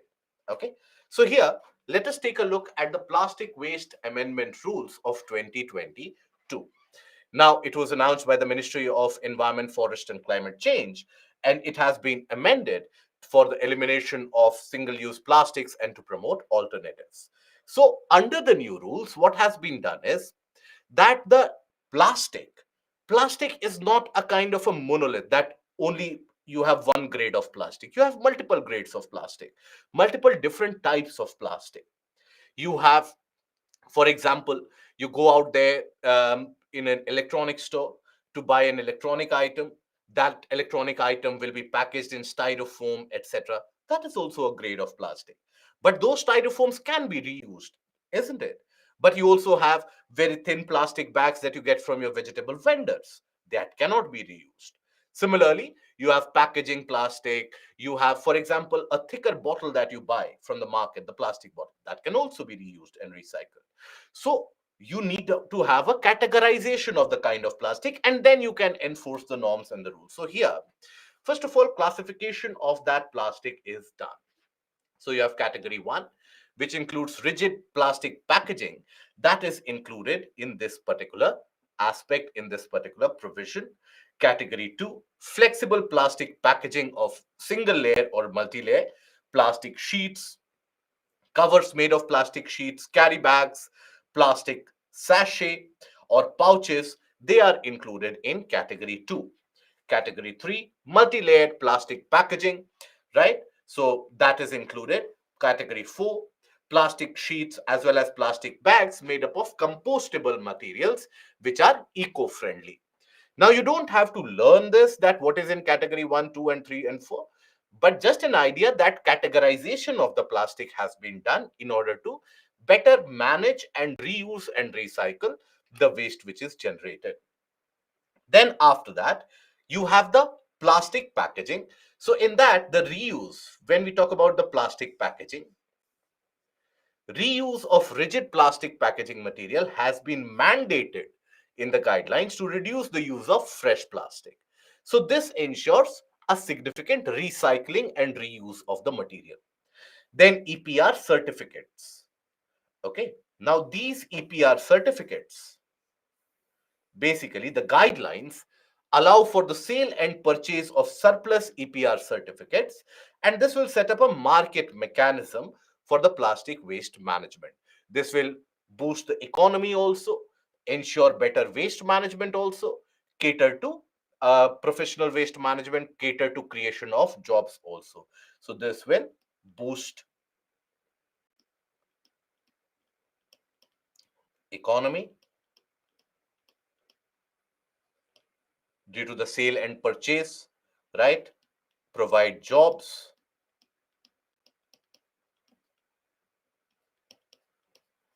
and also at the same time ensure that there is a kind of a greater efficiency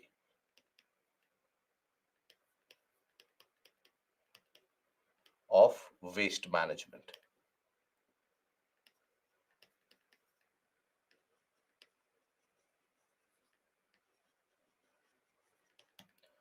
Waste management is carried out with a much greater efficiency.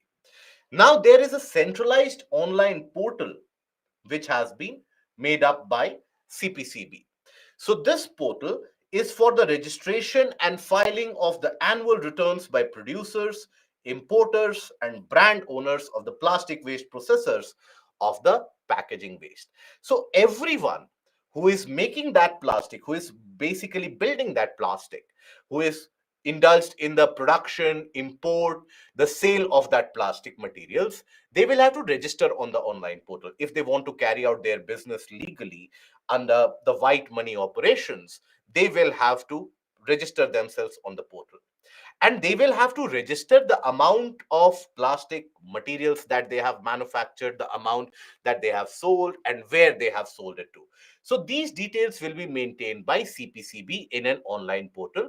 This ensures not only transparency but also ensures that there cannot be evasion of responsibility which will be done by the companies. So this is to ensure transparency,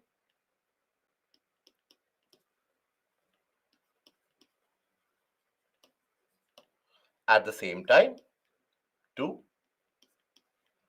ensure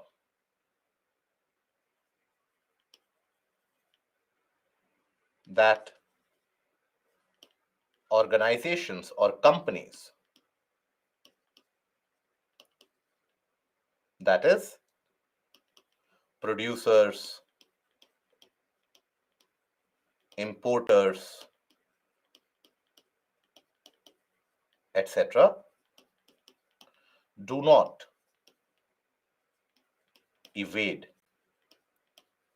responsibility.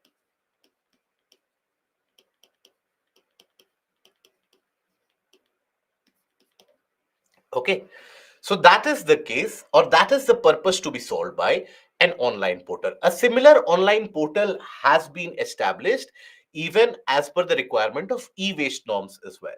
The e-waste rules, which have also been amended in 2022, so that similar requirement of an online portal is there. So if you want to operate in black money market, if you want to carry out the operation under the table, so then you have the eyes of the income tax department, etc., which is always there. So you, if you are ready to take that risk, fair enough. But then if you want to carry out a legal operation, if you want to operate the company legally, you need to register on this. Earlier, what used to be the scenario, or till now what still the scenario is, because these new norms have not fully been implemented till now, it takes around a couple of years for any new rules to be implemented on the ground level. So till now, even in many areas, for example, in the outskirts of Hyderabad, in the outskirts of Delhi, Mumbai, Bangalore, almost in all the cities, you will come across the scenario that many of the companies, they would say they would be manufacturing tons of plastic, and in order to evade tax, in order to evade, let's suppose, accountability of EPR, etc., they would simply say that we have not had any sale, right? Or we sold only around 5 tons or 4 tons. Now, in that situation, they would be able to evade tax also. They would be able to evade scrutiny also. Now that the IT department, etc., they are also using AI and machine learning. So that window is closing. But at the same time, if you give the details of, for example, an intermediary company like PepsiCo, it is buying plastic from some larger organization. So PepsiCo will give the account that I have bought 500 tons from this one, this individual. Now that company has to basically furnish that detail, that where did the 500 tons go. So that is why, as transparent as the system gets, it becomes very difficult for the evaders to have their way. Now, then the comes to we come to the e-waste management rule, the basics of it, and then what is covered under the amendment. So here, when we talk about the e-waste, now in e-waste, you have the electronic and the electrical items both to be included. Now, here you also have, for example, nowadays in our country, for the past few years, for the past decade and a half almost, since the mid 2000s itself, there has been a greater adoption of solar energy. Across the country, the overall movement that you will see is that there has been a greater adoption, a greater utility of solar panels and solar energy. Now, these solar photovoltaic cells which generate energy, they are also going to come into the category of e-waste. Now, once they get old, where do you dispose them? So those solar panels and photovoltaic cells, etc., they have also been included into the category of e-waste. So here, for example, the rules bring producers under the ambit of EPR. Together with the targets, they have been given the targets. Producers have been made accountable for e-waste collection and also e-waste exchange. Hence, those exchange price offers that you would be seeing, and you would observe that almost, I don't know how many of you would have had mobile phone before that, but if basically, just to tell you that if you would go out into the market to exchange your older mobile phones around 15 years back, you did not have such schemes in existence. Now you have many of these schemes. Why is it so? Are they becoming consumer friendly? Absolutely not. It is simply because they are able to, they have a target to meet, and for that target, they need the used materials. Now, here you will find CFL, other mercury containing lamps also have been brought under the purview of these rules. Environment Ministry has notified rules targeting wide range of groups such as hotels, residential colonies, residential welfare associations, bulk producers of consumer goods, ports, railway stations, airports, pilgrimage spots. All of that, in these areas, the plastic waste is generated in bulk. These are the regions where you have bulk generation, e-waste is generated in bulk. So here you have bulk generation of e-waste.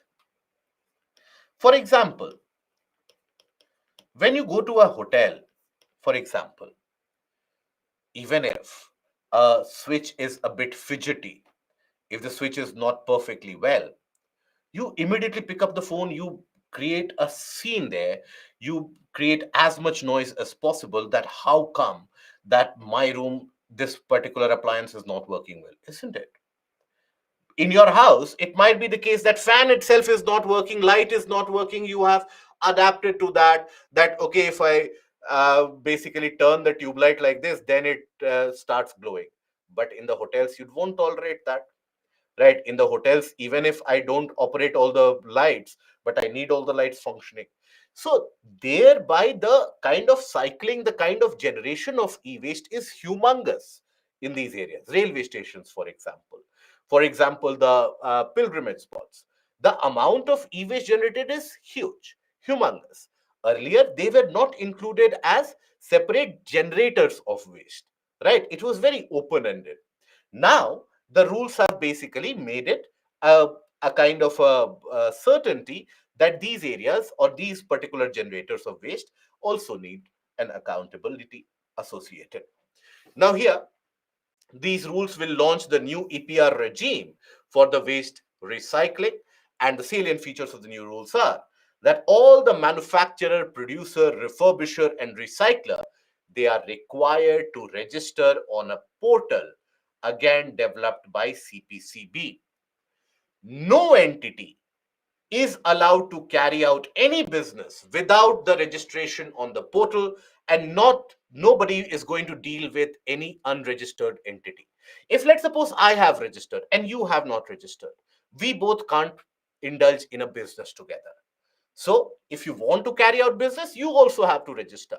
So in a way, it is about closing the loopholes. Yes, the companies will still find loopholes, right? You will have many of the accountants who will still be able to find loopholes. You will have many of the lawyers, the corporate lawyers who specialize in finding these loopholes. So they will be able to find out loopholes. But as and when the loopholes become very prominent, that is where the policymakers come into place, and that is where they are going to shut down these loopholes. Now, their authorization has been replaced by registration through the online portal, and only manufacturer, producer, and refurbisher and recycler, they do require recycling. Producers of notified EEE have been given graded targets. This is a graded target system. Graded target means what? The target for collection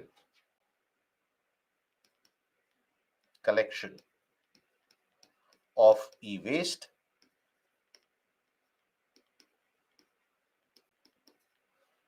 keeps on increasing with the years.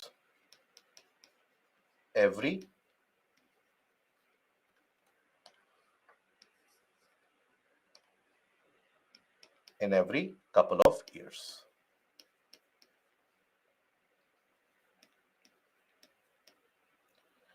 So that is where they have these graded targets. Management of solar photovoltaic modules, panels, and cells, they are added to the new rule. So here you will observe that all the producers of notified electrical and electronic equipment, they have been given an annual e-waste recycling target based on the generation of what you have previously sold or what you are about to sell or what you have manufactured. So target is made stable for 2 years. So for example, starting with 60% of the total that you are selling or that you are producing, that 60% you have to refurbish or you have to ensure the recollection of that from the year 23-24 to 24-25. You have a target of 60% of that what you have sold or manufactured that needs to be taken care of. Let's suppose I have manufactured 100 tons. So 60 tons of the waste, e-waste, I need to ensure that 60 ton of e-waste, I am taking care of that 60 tons. Okay. Then this has been increased to 70% for the year 2025 to 2027, 80% for the year 2027 to 2029. And that is basically how you will be able to generate, you will be able to churn out the kind of increased amount of waste utilization. So in the next decade or so, you will be able to reach a situation where you will be able to have the companies responsible for almost 100% of the waste that they generate. Okay. Now, the quantity recycled will be computed on the basis of the end products, right? Then the provision of generation and transaction of EPR certificates, tradable EPR certificates have also been introduced here. This brings about market mechanism. Brings market mechanism into place.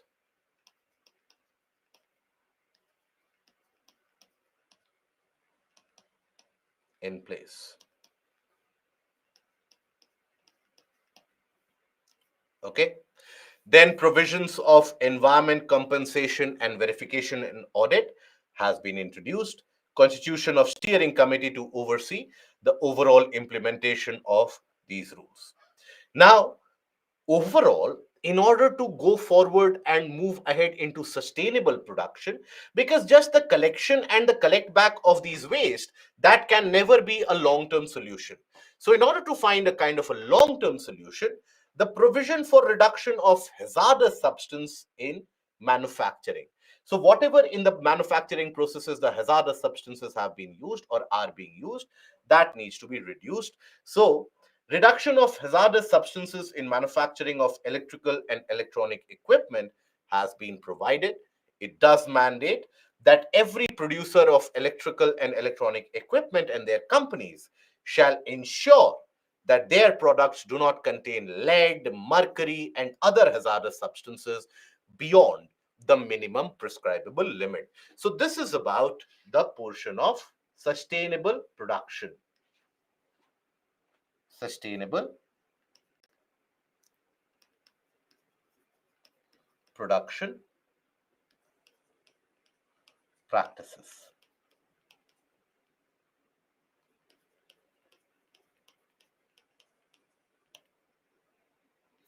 Okay, so that overall the hazardous substances used in the products is reduced. to reduce the quantity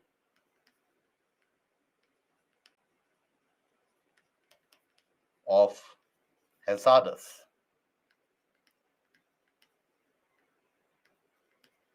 substances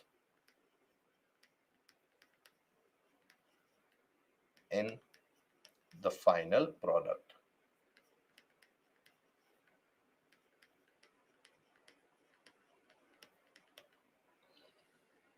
Okay, so that is the case in the norms. Now, they also, as I told you, the new norms, they also provide for upskilling, because as we have already talked about, that 95% of the e-waste management in our country happens at the hands of unorganized sector. Now, that unorganized sector has got its own lacuna and its loopholes. So that is why you have a case where upskilling is also required. So it also provides for recognition and registration, skill development, monitoring, and ensuring the safety and health of the workers involved in dismantling and recycling for e-waste. So this is for worker benefit. Worker benefit.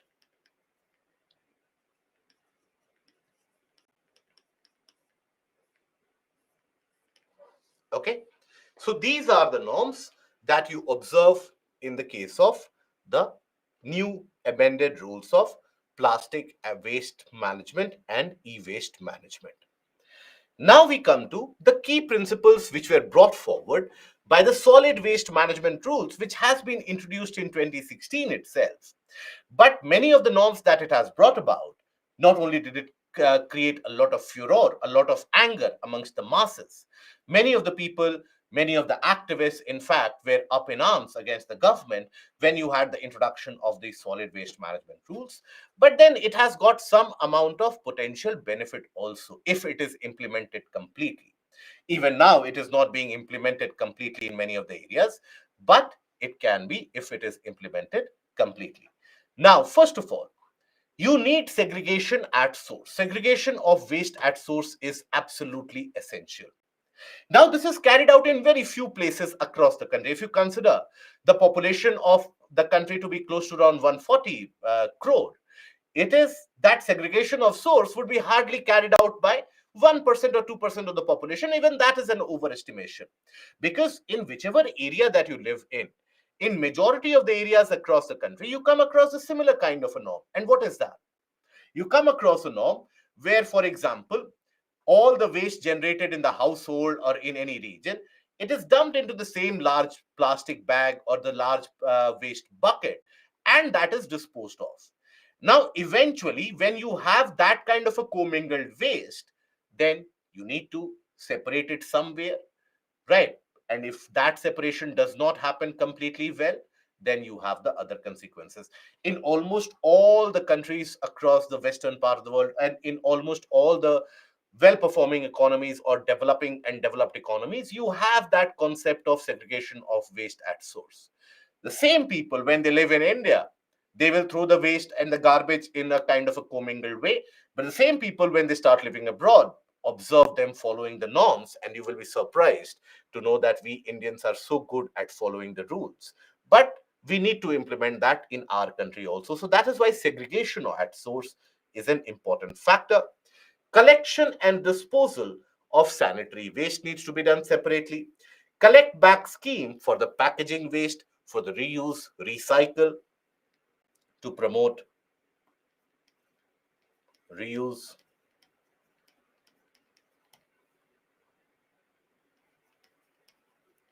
and recycle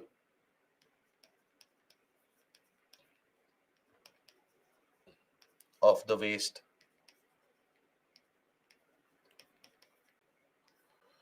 Then user fee for collection. Now this created a lot of anger against the government, because the general perception, the general mentality in our society is we all are a part of the same society. So we should basically embrace the realities of our existence also. The general perception and the general mentality is, first of all, I am giving you my waste.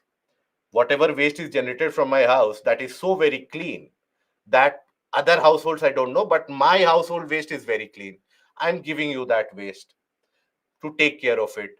You should be feeling obligated that I have taken that waste from this person's household, and then you are asking me money also. I'm not going to give the money. Nobody is ready to pay money for the collection of garbage. And that is one of the strangest facts. Try to convince an individual out there, especially in the tier 1, tier 2, tier 3 cities, tier 4 cities, or the small towns, that for the person who will come to collect your garbage, you need to pay some fees. Look at the kind of a resistance that they will give to you, or the stare that they will give it to you. That you feel that money grows on trees, etc. Why will we give money for them? But that money is required because that individual is providing you a service. Municipality is providing you a service. They are collecting the garbage, they are disposing of the garbage, right? Many of the people in the regions, they don't even know where the garbage goes. So they are carrying out a service, and for that service you need some payment for them, and it is very nominal payment which the municipalities take. But what has happened, and what the reality on the ground is, municipalities and municipal the collectors, when they are not the collectors but the people who collect the garbage, when they come, most of the households, they say that we don't have garbage, so that they don't have to pay the money. And when they see a garbage truck moving by, they simply dispose of the garbage nearby, or they will go to the nearest uh, open area and they will start dumping the garbage that from here the municipality has to collect. At least I won't have to pay the money. So this is an aspect of, or an attitude of, mindset change. That mindset change, unless and until it does not happen, we cannot think of a future where the garbage is collected efficiently, disposed of efficiently. Okay, so that is basically where this was a slight different policy as compared to the previous ones. Waste processing and treatment and promotion of compost, and that compost basically is about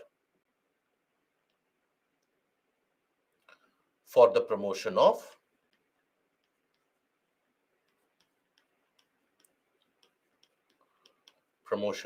organic farming.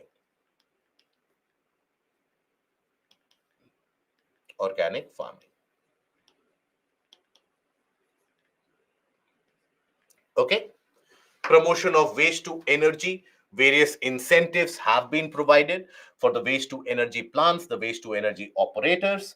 So that is basically the aspect, which the key principles which were involved in this. UPSC has asked a mains question from this particular portion immediately the next year, because that was in the news, that was in current affairs. That is why next year UPSC asked a straightforward mains question, that what are the key principles of the solid waste management rule 2016. So whenever you have such news stories, new legislations which are passed, UPSC will ask you question from that. And that is good. For example, this year, as I told you, the conference of parties for the conference of parties number 28 for the climate change convention is going on in UAE. It has been attended by the Prime Minister. Now that has it has been a long time since Indian Prime Minister attended this convention. Chances are UPSC will ask you a question about the loss and damage fund next year, right? So in the mains examination, in all probability, or your prelims question can also be easily framed from that particular area. So whenever these things come in news, UPSC asks a question from that. Okay, now we come to the portion of noise pollution. But in my city, I'm very proud of my people and residents who are paying money for the garbage collector to collect the waste. But there also, I'll tell you that it would be restricted to a certain area. We need a wide scale implementation. If, let's suppose, your city is carrying out in the entirety, then that is a good thing. That needs to basically be propagated across the entirety of the country if possible. Now, when we talk about noise pollution, what is noise pollution? Excessive exposure to an unwanted sound or audio is noise pollution, right? So regular exposure to elevated sound level that might adversely affect the humans or the other organisms, that is basically noise pollution. Now noise pollution can be created by various different events, by various different purposes, and various different causes also, right? For example, let's suppose train horn, heavy traffic, all of them, construction activities, all of them, they create substantial amount of noise pollution. Now, noise is something, or sound is something that you basically measure in the form of decibels. Decibels is the unit. Now, as per the regulations, you have various different parameters which are fixed. For the industrial area, what amount of sound is permissible. For a commercial area, what amount of sound is acceptable and permissible. For a residential area, what is acceptable and permissible. For the silence zones, what is permissible and acceptable. What are silence zones? Silent zones in an urban area, in a township, are those areas where creating noise pollution is not permitted, is not allowed. You create now noise, that is a different matter. You don't have any regulation for it, that is a different matter. Or no penalty for it, that is a different matter, but it is not allowed. Ideally, in the laws, there are penalties also, but it is the enforcement of the laws where we are particularly weaker. Just like any of the underdeveloped or developing nation, it is the enforcement of the laws where that is our weak point. So here, in silent zones, that includes the regions, for example, around hospitals, around schools, around courts, where ideally noise is absolutely unwanted. So those would be included in the silent zone. So this particular portion, what is included in the silent zones, that is what is relevant for your prelims.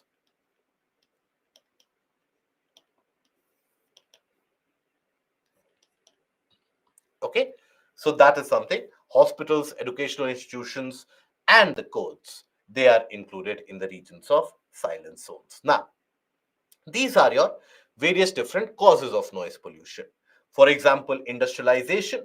Those of you living near the industries, you would always be exposed to noise levels, high amount of noise levels of the machineries operating through and through, and you would have heard that elevated level of sound and noise for a long period of time.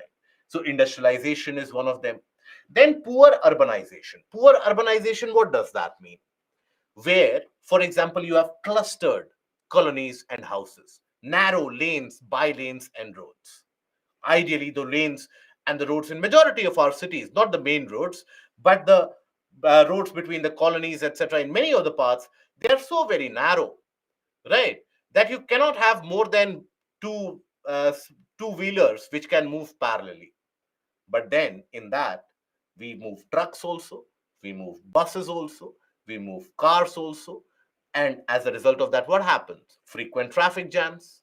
Those traffic jams will be very frequent. And all of us, we have a different way to treat the traffic jams. When you have traffic jams, let's suppose in other larger countries, you will find that the drivers or the riders, they basically wait for the jams to clear. We think we have a superpower, all of us, and all of us are a part of the same society, so all of us are culprit at the same level.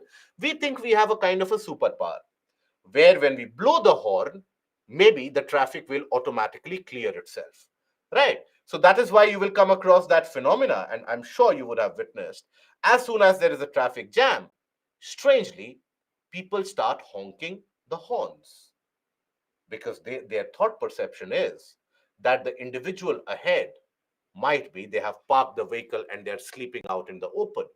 So if I honk the horn, maybe the traffic will give way. But it does not. Strangely enough, the people continue to honk the horns, and that creates a noise pollution. The amount of noise pollution that you see in Indian roads, that is something which is at an unparalleled scale, which not, it is a specialty of the subcontinent also. That is something that you will observe in the region of Bangladesh also, in Pakistan also, in Sri Lanka you don't observe that very often, in the region of Nepal also you will witness that, and Bhutan population is very less. So that is basically where you have a lot of noise. And understand, when you honk significantly and continuously, that noise, because it is a case of poor urbanization, you have buildings very close by, so that noise kind of resonates and reverberates, and it amplifies itself, right? So that is why It creates a nuisance. Social events, well, social events basically, we uh, we are so ideal, we always blow horn even in traffic jam. Yes, that is the positive side of it. Even if there is no traffic jam, sometimes we feel the compulsive need to blow the horn just to make our presence felt. And the creativity that we have, look at the type of sounds that the horns that they have. Any new audio track or the movie that comes, the horns will have that kind of a sound. Look at the trucks moving on the highways, they go all creative with the kind of horns that they have. So if you have spent so much money on installing those specific horns, why to keep it unused? Honk as much as possible, isn't it? So when we talk about social events, any kind of congregation, right? Maybe a kind of a religious congregation, maybe a kind of a social congregation, a social event. Nowadays, even if you have smaller birthday parties, the first arrangement that the event maker will or event planner will do is install a big loudspeaker. Bigger the loudspeaker, better is the celebration, right? That is the perception. So there, regardless of whatever the general public faces, if today is a Saturday night that I want to celebrate, I will put the volume as high as possible. If my son has graduated or has passed from class 10th or class 12th or has become a graduate, I will celebrate, right? So you have these social events which always are associated with noise pollution. Rarely will you come across a social event which is not very noisy. Then transportation sector, well, ideally transportation and public transportation is something which is advisable, but as I have told you, that for us, and this is true for almost all the cities, where if you take a look at the public transport, the buses when they operate, right, or the trains when they operate, the sound that they create, or simply in the roads, the noise that they create with the superpower that they have in the steering, that is the horns, well, that is unparalleled. From maybe you would not have observed these nuances so significantly, you would have seen this, experienced this. From tomorrow onwards, try to observe this, and you will basically burst out laughing on the roads. And that is where the Indian roads become very enjoyable to drive, because you will have such different types of personalities creating their own kind of noise and the melody out of it. That is something you won't find anywhere else in the world. So that is the positive side of it. Construction activities, well, construction activities are again something that will give you a perpetual kind of a noise of brick breaking, of the mortar breaking or the mortar laying for that matter. If let's suppose a metro rail construction is happening near you or a highway construction is happening near you, it is associated with noise pollution. Fireworks and loudspeakers, as I told you, loudspeaker system is one of the favorite peeves that all of us in every part of the society we have. Be it the loudspeakers during festivals, be it the loudspeakers to give a simple announcement, be it the loudspeakers during the political rallies, during the political campaigns. Those of you belonging from the 5 states which have gone through the election right now, you would basically be attesting to the fact. And tomorrow, when the election results will be declared, fireworks are again something depending upon who has won. You might be an individual who has absolutely no interest in any politics, who comes to power, who goes out of power. I have no interest in that. As long as my vehicle has the horn, I don't care about the world. So there also you will observe the amount of fireworks that happen. It will be unparalleled. Now that also is noisy. Now, then agricultural machines, for example, you have the tractors, harvesters, thrashers. They are also associated with a lot of noise pollution. Defense equipments, they are also associated with a lot of noise. Now, defense equipments, when we talk about here, now this defense, when we get exposed to these noise, what kind of defense equipments noise are we exposed to?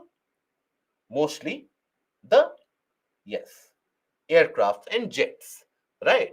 Rather than the tanks and guns, thankfully, and hopefully that is the case. We are not well exposed to, or we don't get exposed to tanks or the gunfire. It is basically the aircrafts, the fighter jets. It is that noise that we get exposed to. So that can be a source of pollution. Explosive, here, when we talk about explosives, we are talking about the controlled explosives, right? The controlled explosive that you use for mining activities, construction activities, etc. Those are the explosives, the TNTs, etc. That creates a lot of noise. And others, well, anything which is unwanted becomes a noise pollution. Maybe after 2.5 hours, even this lecture becomes a kind of a noise pollution. So any kind of unwanted audio beyond a particular decibel, that becomes a noise pollution. And please use your creativity around you to think about that what can be the sources of noise pollution. And please don't write that the lecture that I attended was a noise pollution, because there technically you will go wrong because of the decibel level, not because of any morality, etc. associated with it. Okay, so that is basically the various different causes of noise pollution. Now, the impact of it, those people who have noisy vehicles, talk to them if you have a chance. Look at the pride that beams on their face with the noisy vehicles. They get it modified in such a way, they spend thousands in order to get the vehicles modified, so that with every gear change, every piston fire, there's a kind of a firecracker noise. Look at the beaming smile that they have as people across the road, they start covering their ears. Look at the beaming smile that they have, the pride that they have, the pride that they feel that, look, the effect, when I go across the road, everybody looks at me. That happens when you have a billion plus population. You have to make your presence felt. You resort to these activities in order to make your presence felt. So that is basically, again, one of the sources of noise pollution, right? Yes, the pride associated is what I'm talking about. Talk to any of those individuals who create that noise. First of all, when you go to talk to them that your vehicle is noisy, that in itself will give them the required attention, that, okay, the purpose of all that money spent is now fulfilled. So that is something which is very, very common, right? And government has imposed restriction on DJs after 10 p.m. Fair enough. The government, regardless of how many restrictions it imposes, worst come worst, you know what will happen? Your neighbor will come put a complaint that after 10 p.m. this person is still operating the music. What will happen? The nearby police station will get that complaint. The police people will come there. You pay the policeman $1,000. You can play the music after 12 as well.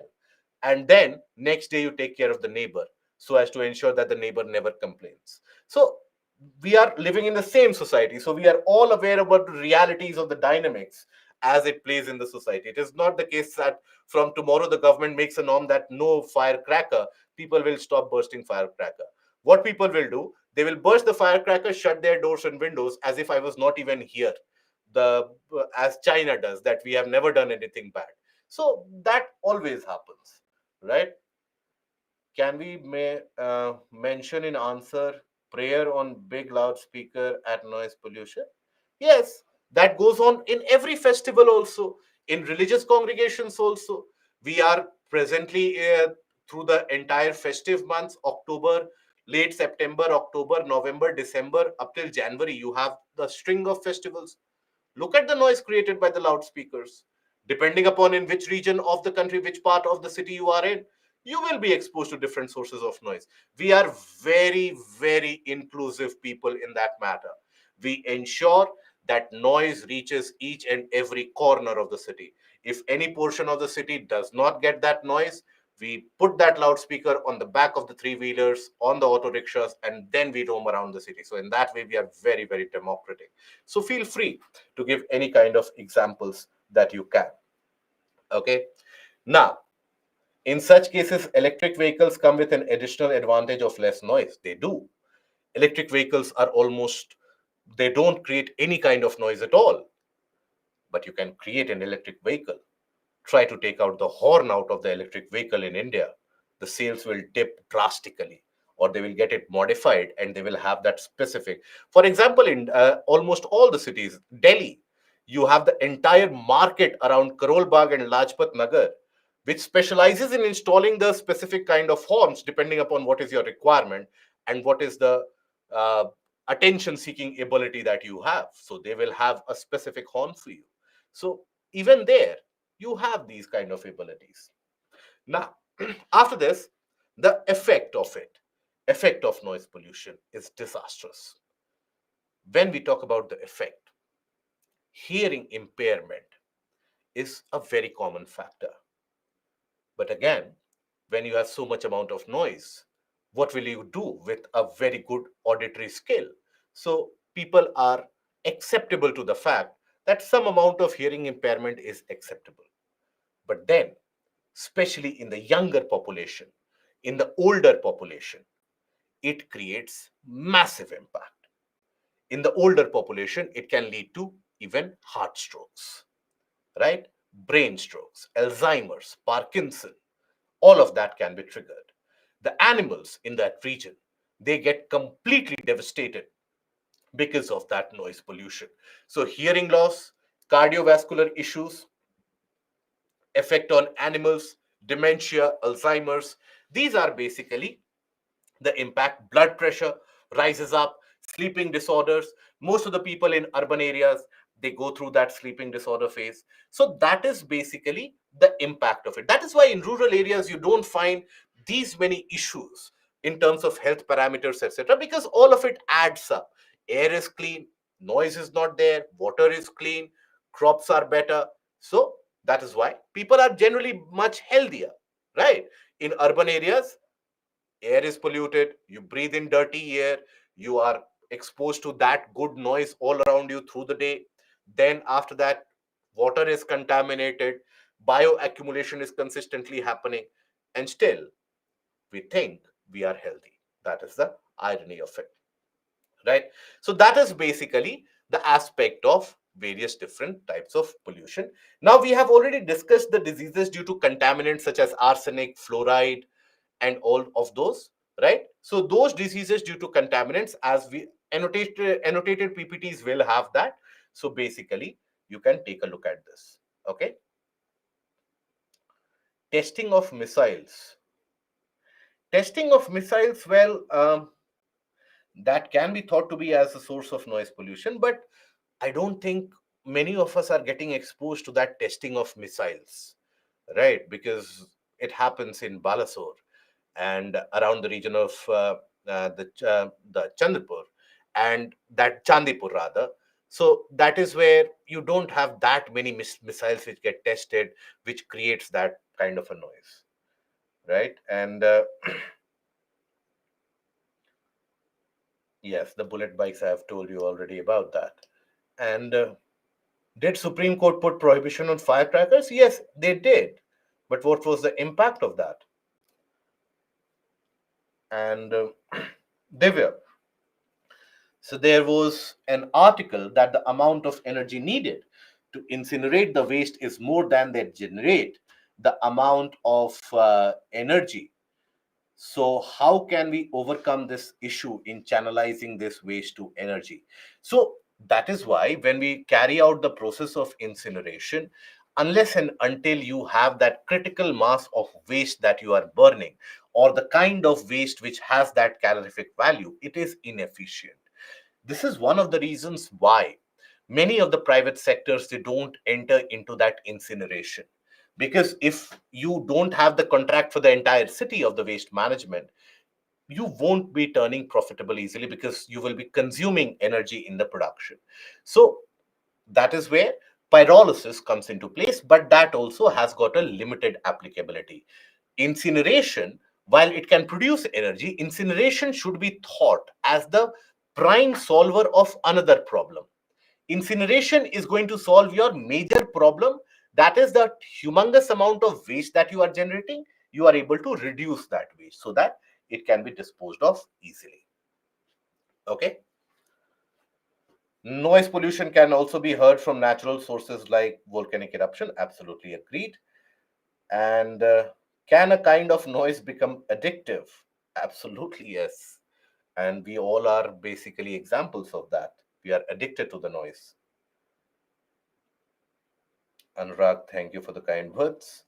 and I hope it doesn't turn out to be noise pollution by the end of the session. The irony is, to ignore the noise pollution, we started plugging headphones in our ears directly and we listen to loud music. And that is where the person sitting behind you or the vehicle behind you, they have to put a larger horn. So it is a kind of a vicious cycle which goes on. Yes, even thunder, hailstones, all of them can create noise. But think about it. Which is more noisy? A construction activity going nearby your house, or one thunder or lightning event that you experience maybe once or twice in every 2 months? India, after all, is not a very heavy rainfall region. India is a dry country.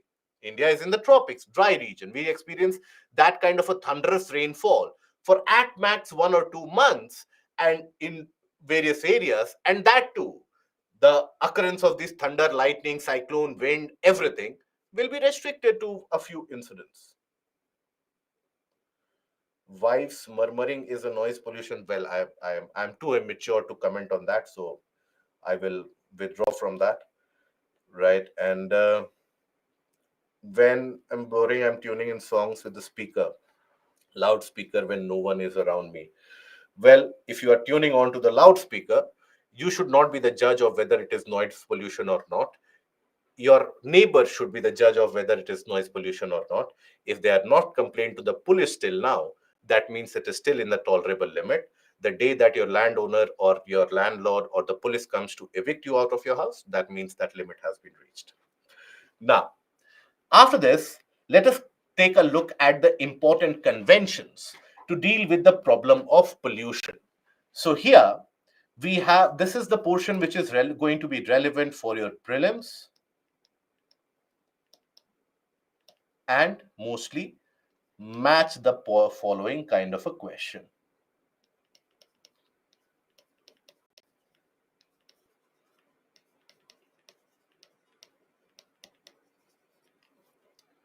Type of questions.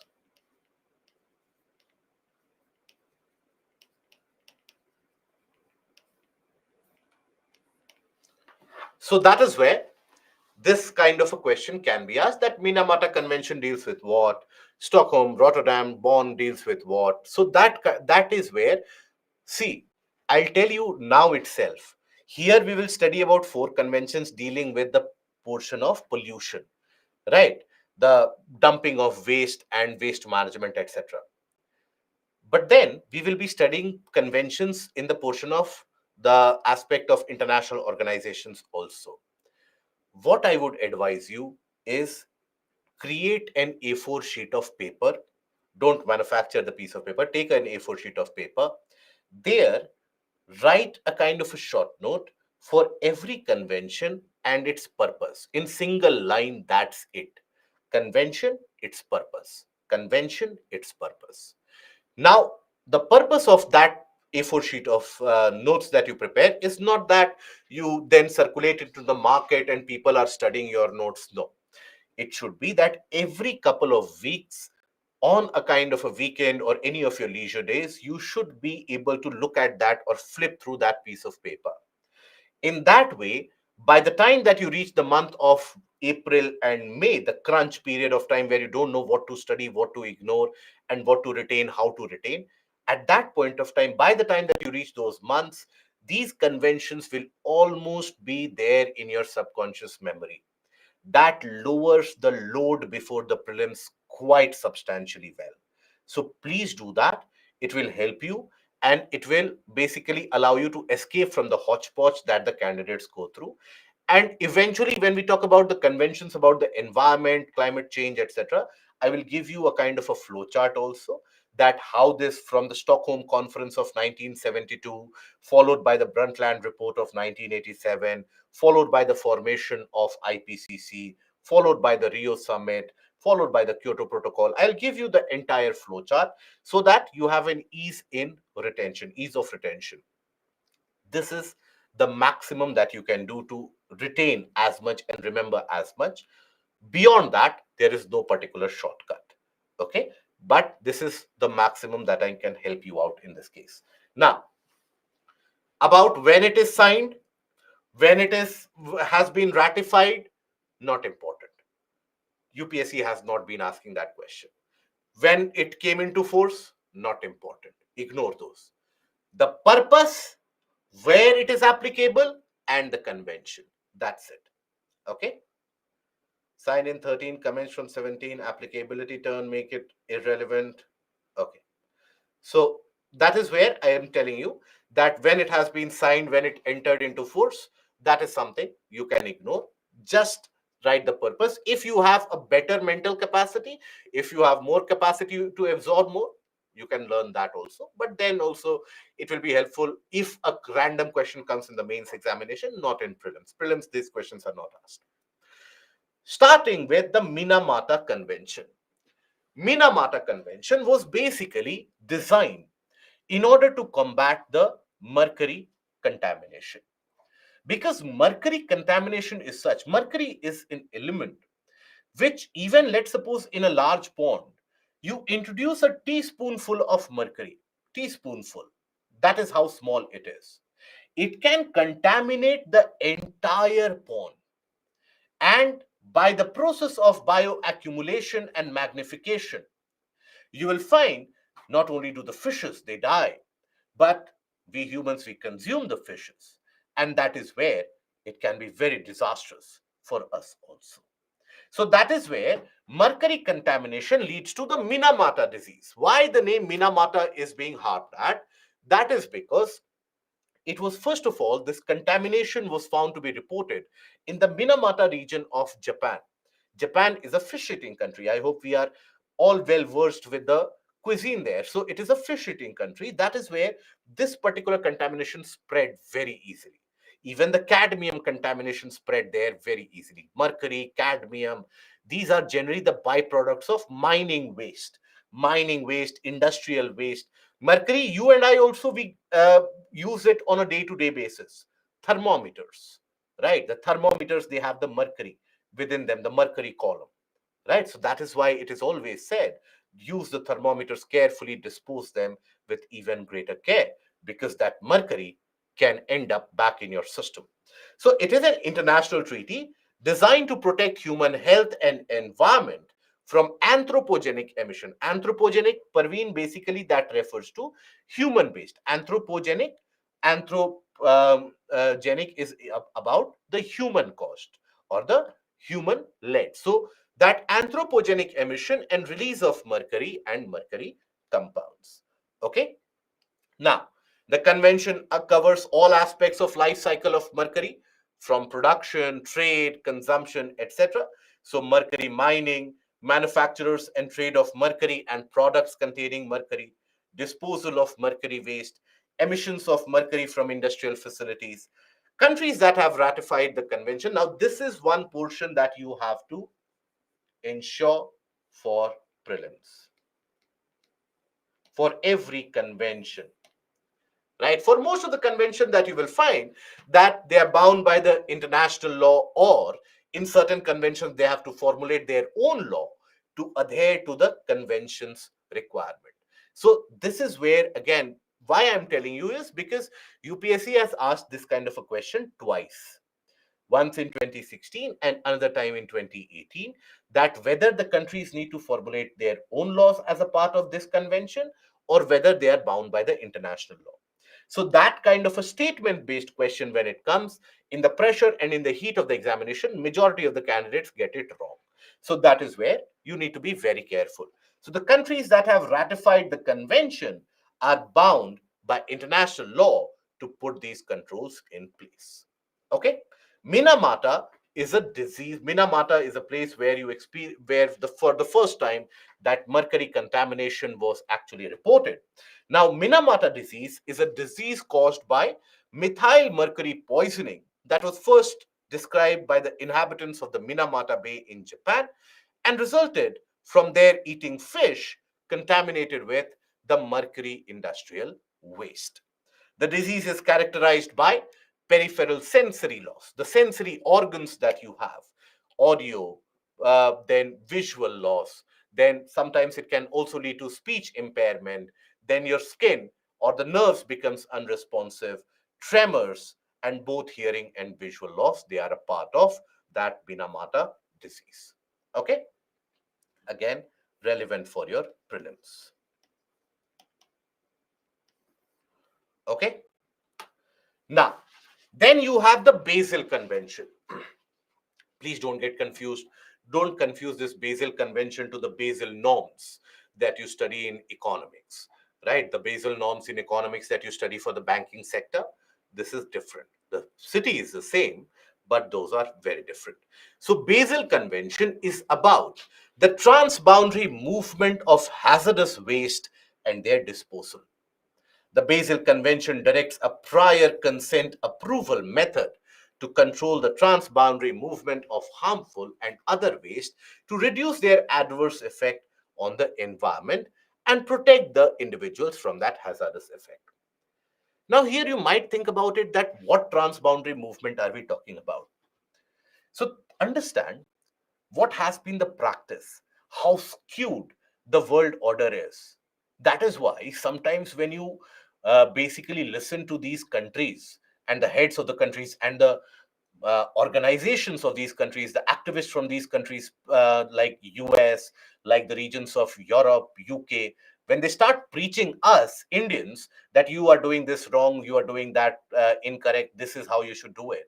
That is why it should basically make your blood boil. Basically, all these countries, they have been indulging in a practice for decades now, where the waste that is generated in their country, be it the chemical waste, be it any kind of the garbage that they generate, if they don't have the treatment facilities, what do? They sell it off. To whom? To the underdeveloped and developing countries like India, Sri Lanka, African countries, Bangladesh. They sell them their garbage. That now it is your problem. Now, why do the countries buy that garbage? So that they can recycle that. Right? There are incentives involved. As late as last year, you had a consignment when Sri Lanka was going through that economic turmoil and crisis. It was late 2021 and early 2022 when you had a consignment of garbage which was coming to Sri Lanka from UK. Sri Lanka declined because Sri Lanka, on one hand, went into that economic crisis because it was promoting organic farming. It wants a cleaner environment because Sri Lanka is thinking about a future for ecotourism. All the best to them. Good luck to them. So they want to keep the region clean. Now, they declined that shipment of garbage. The reaction that the country of UK that gave, the activists that gave, the various different NGOs involved, they gave. Immediately, you had a lot of articles started coming out in the newspapers, English newspapers, that is Guardian, Sun, all of them. Immediately they started reporting how Sri Lanka is absolutely irresponsible. It does not know how to tackle its economic crisis. When countries like UK and US are trying to help, it is not taking the help because the people in the government, they are irresponsible. You need newer people to come in. The existing people are tyrants, they are despots, etc., etc. That has been the case for a long period of time. The region of Alang in Gujarat, where you have the very famed Alang shipyard. Now, that Alang shipyard used to be one of the largest ship breaking yards of the world in terms of the capacity that they would handle for some period of time, at least in Asia. Not across the world, but at least in Asia. So, what would happen was that the older ships, which the Western countries, they felt that it is no longer utilizable for them, they would send it to the shipyard for breaking.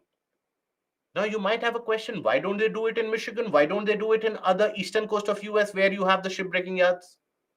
The reason is when you break the ship, when you salvage the waste out of it, fair enough, you get that steel where you can basically sell it off for scrap. Along with that, you have asbestos, you have bunker fuel, you have radioactive materials. And the people working in the shipyards, the research has indicated they have lower life expectancy because of the contamination that they are exposed to.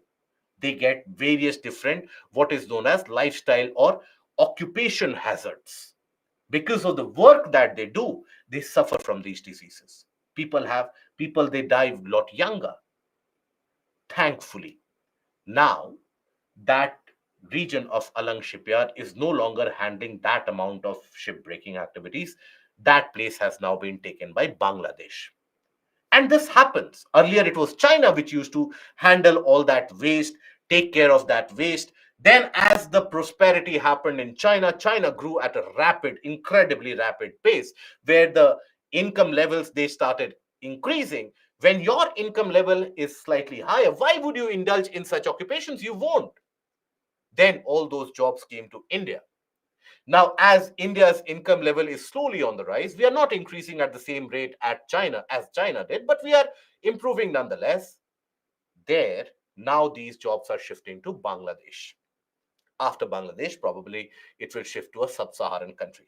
But the Western countries, they ensure my backyard is clean, my city is clean, and then they will have the guts to come to your country and tell you you are generating waste. So that is where it is about setting the global narrative. And for that, the Basel Convention was arrived at. And here, the aspect of it that if you are sending a waste to some other country, at least tell them what is there in that waste. Get a prior consent approval from them, and only then go for the transboundary movement of that waste. Okay?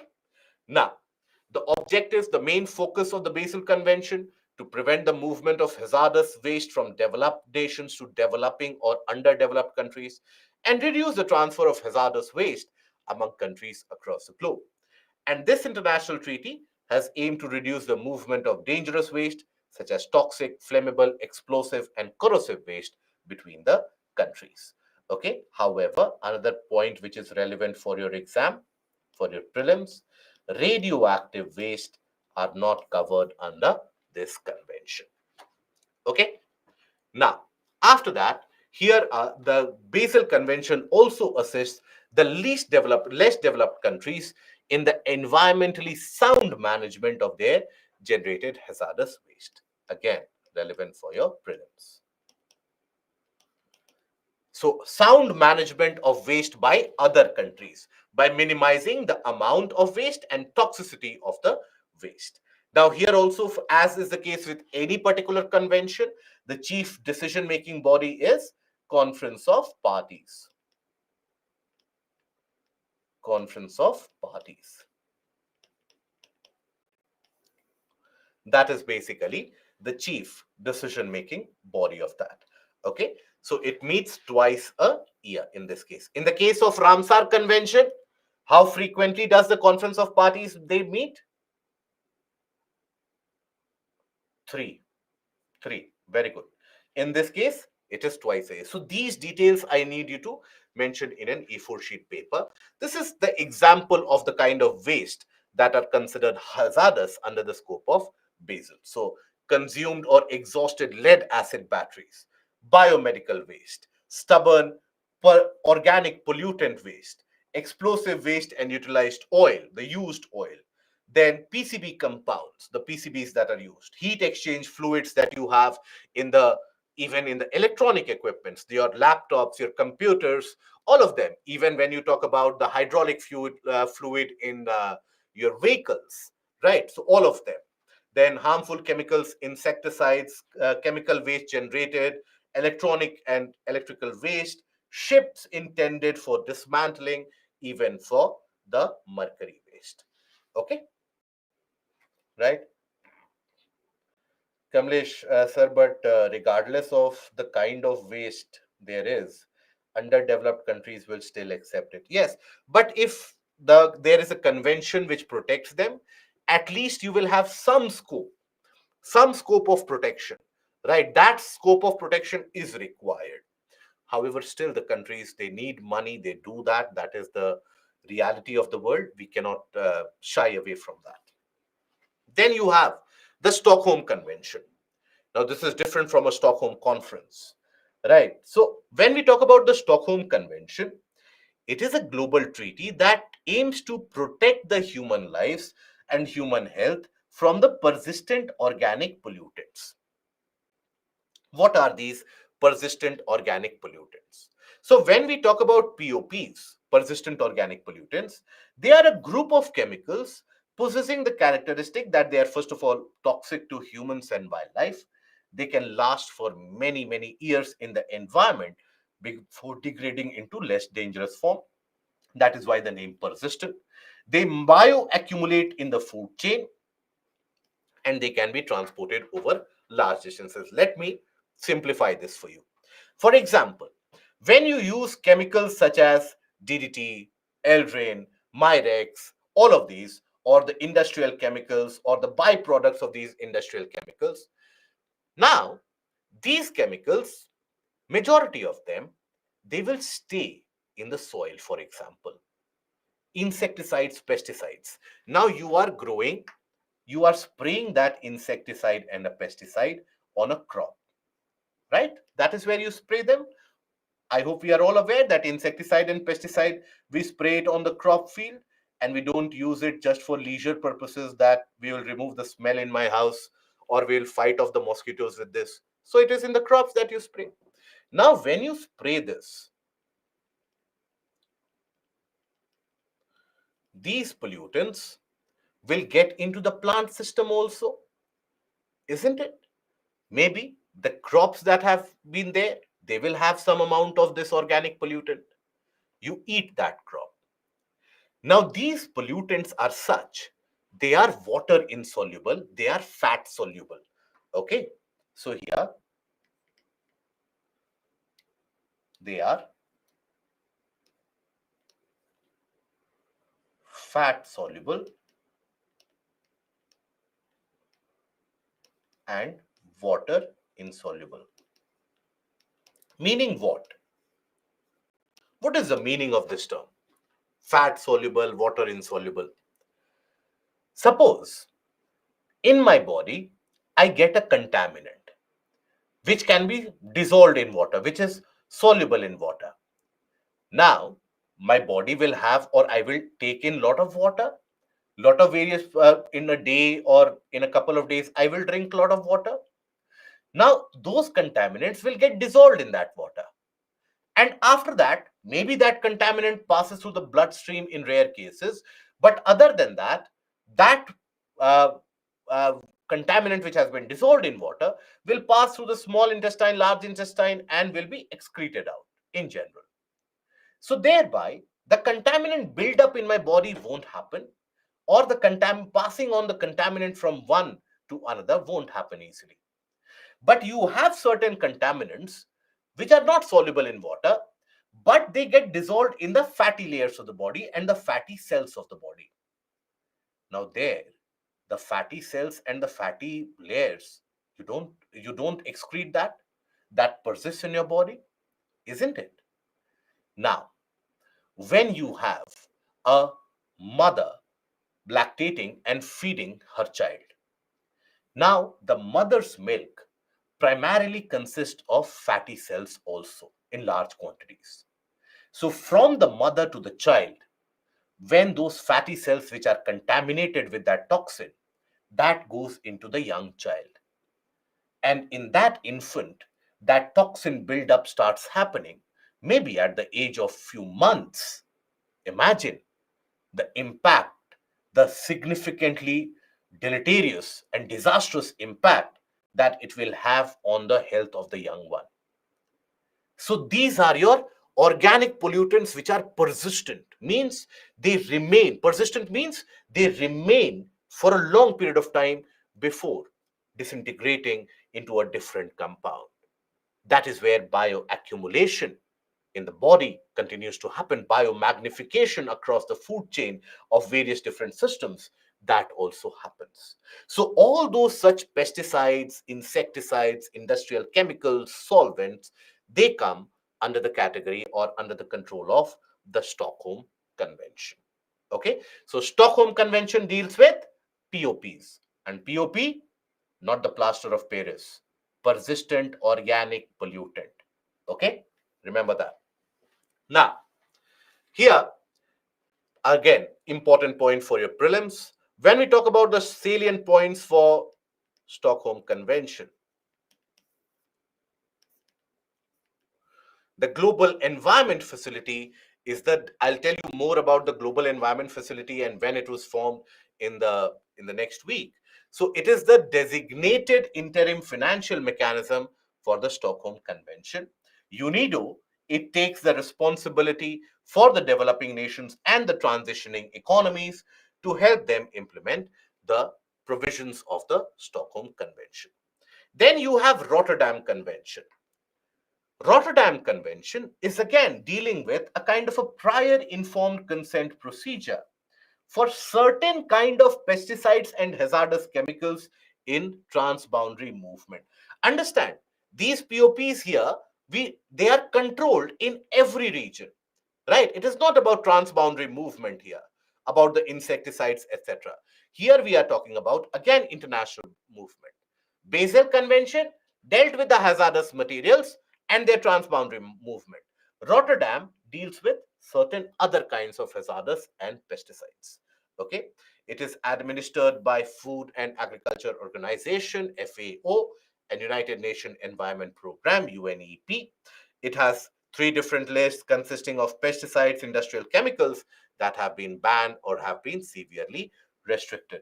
It covers those pesticides and industrial chemicals that are banned or severely restricted, and any concern related to pesticides and industrial chemicals promotes them into included into a banned list, that is the Annex 3 list, and it needs a prior informed consent.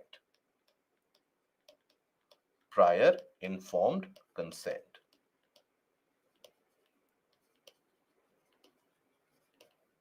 Okay. Also may contain those chemicals and pesticides that present a risk under the conditions of use in developing nations or countries with economies in transition. So that is the portion of Rotterdam Convention. And that brings us to the end of the module. And now we come to the portion of climate change. Ananya, you had certain basic types of chemicals, pesticides, etc., which have not been included in the list of Basel. They are included in Rotterdam. LDC refers to the less developed countries of the world, right? And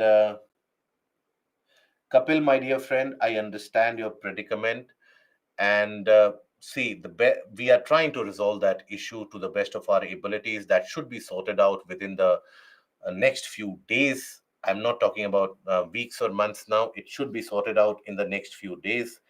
But then, till that point of time, please carry out the preparation from the PPTs, from the digital reading materials. Please don't let your preparation get hampered. The NCRTs are available online. We will try our best, and humble apologies for that. We are trying our best at all the levels to resolve the issue. Okay. Pharmaceutical chemicals are included in this list? No. Gaurav, if you have harmful chemicals used in pharmaceutical industry, that is a big no-no anyways. Gaurav, why do developing countries buy waste from developed countries? Do they get money also? Because from that waste, they have to recycle something. They get that recycled material, and it is also bid out. Yes. Okay. So should we carry on the class for another hour and carry on with the portion of climate change? Or have you reached the level of saturation?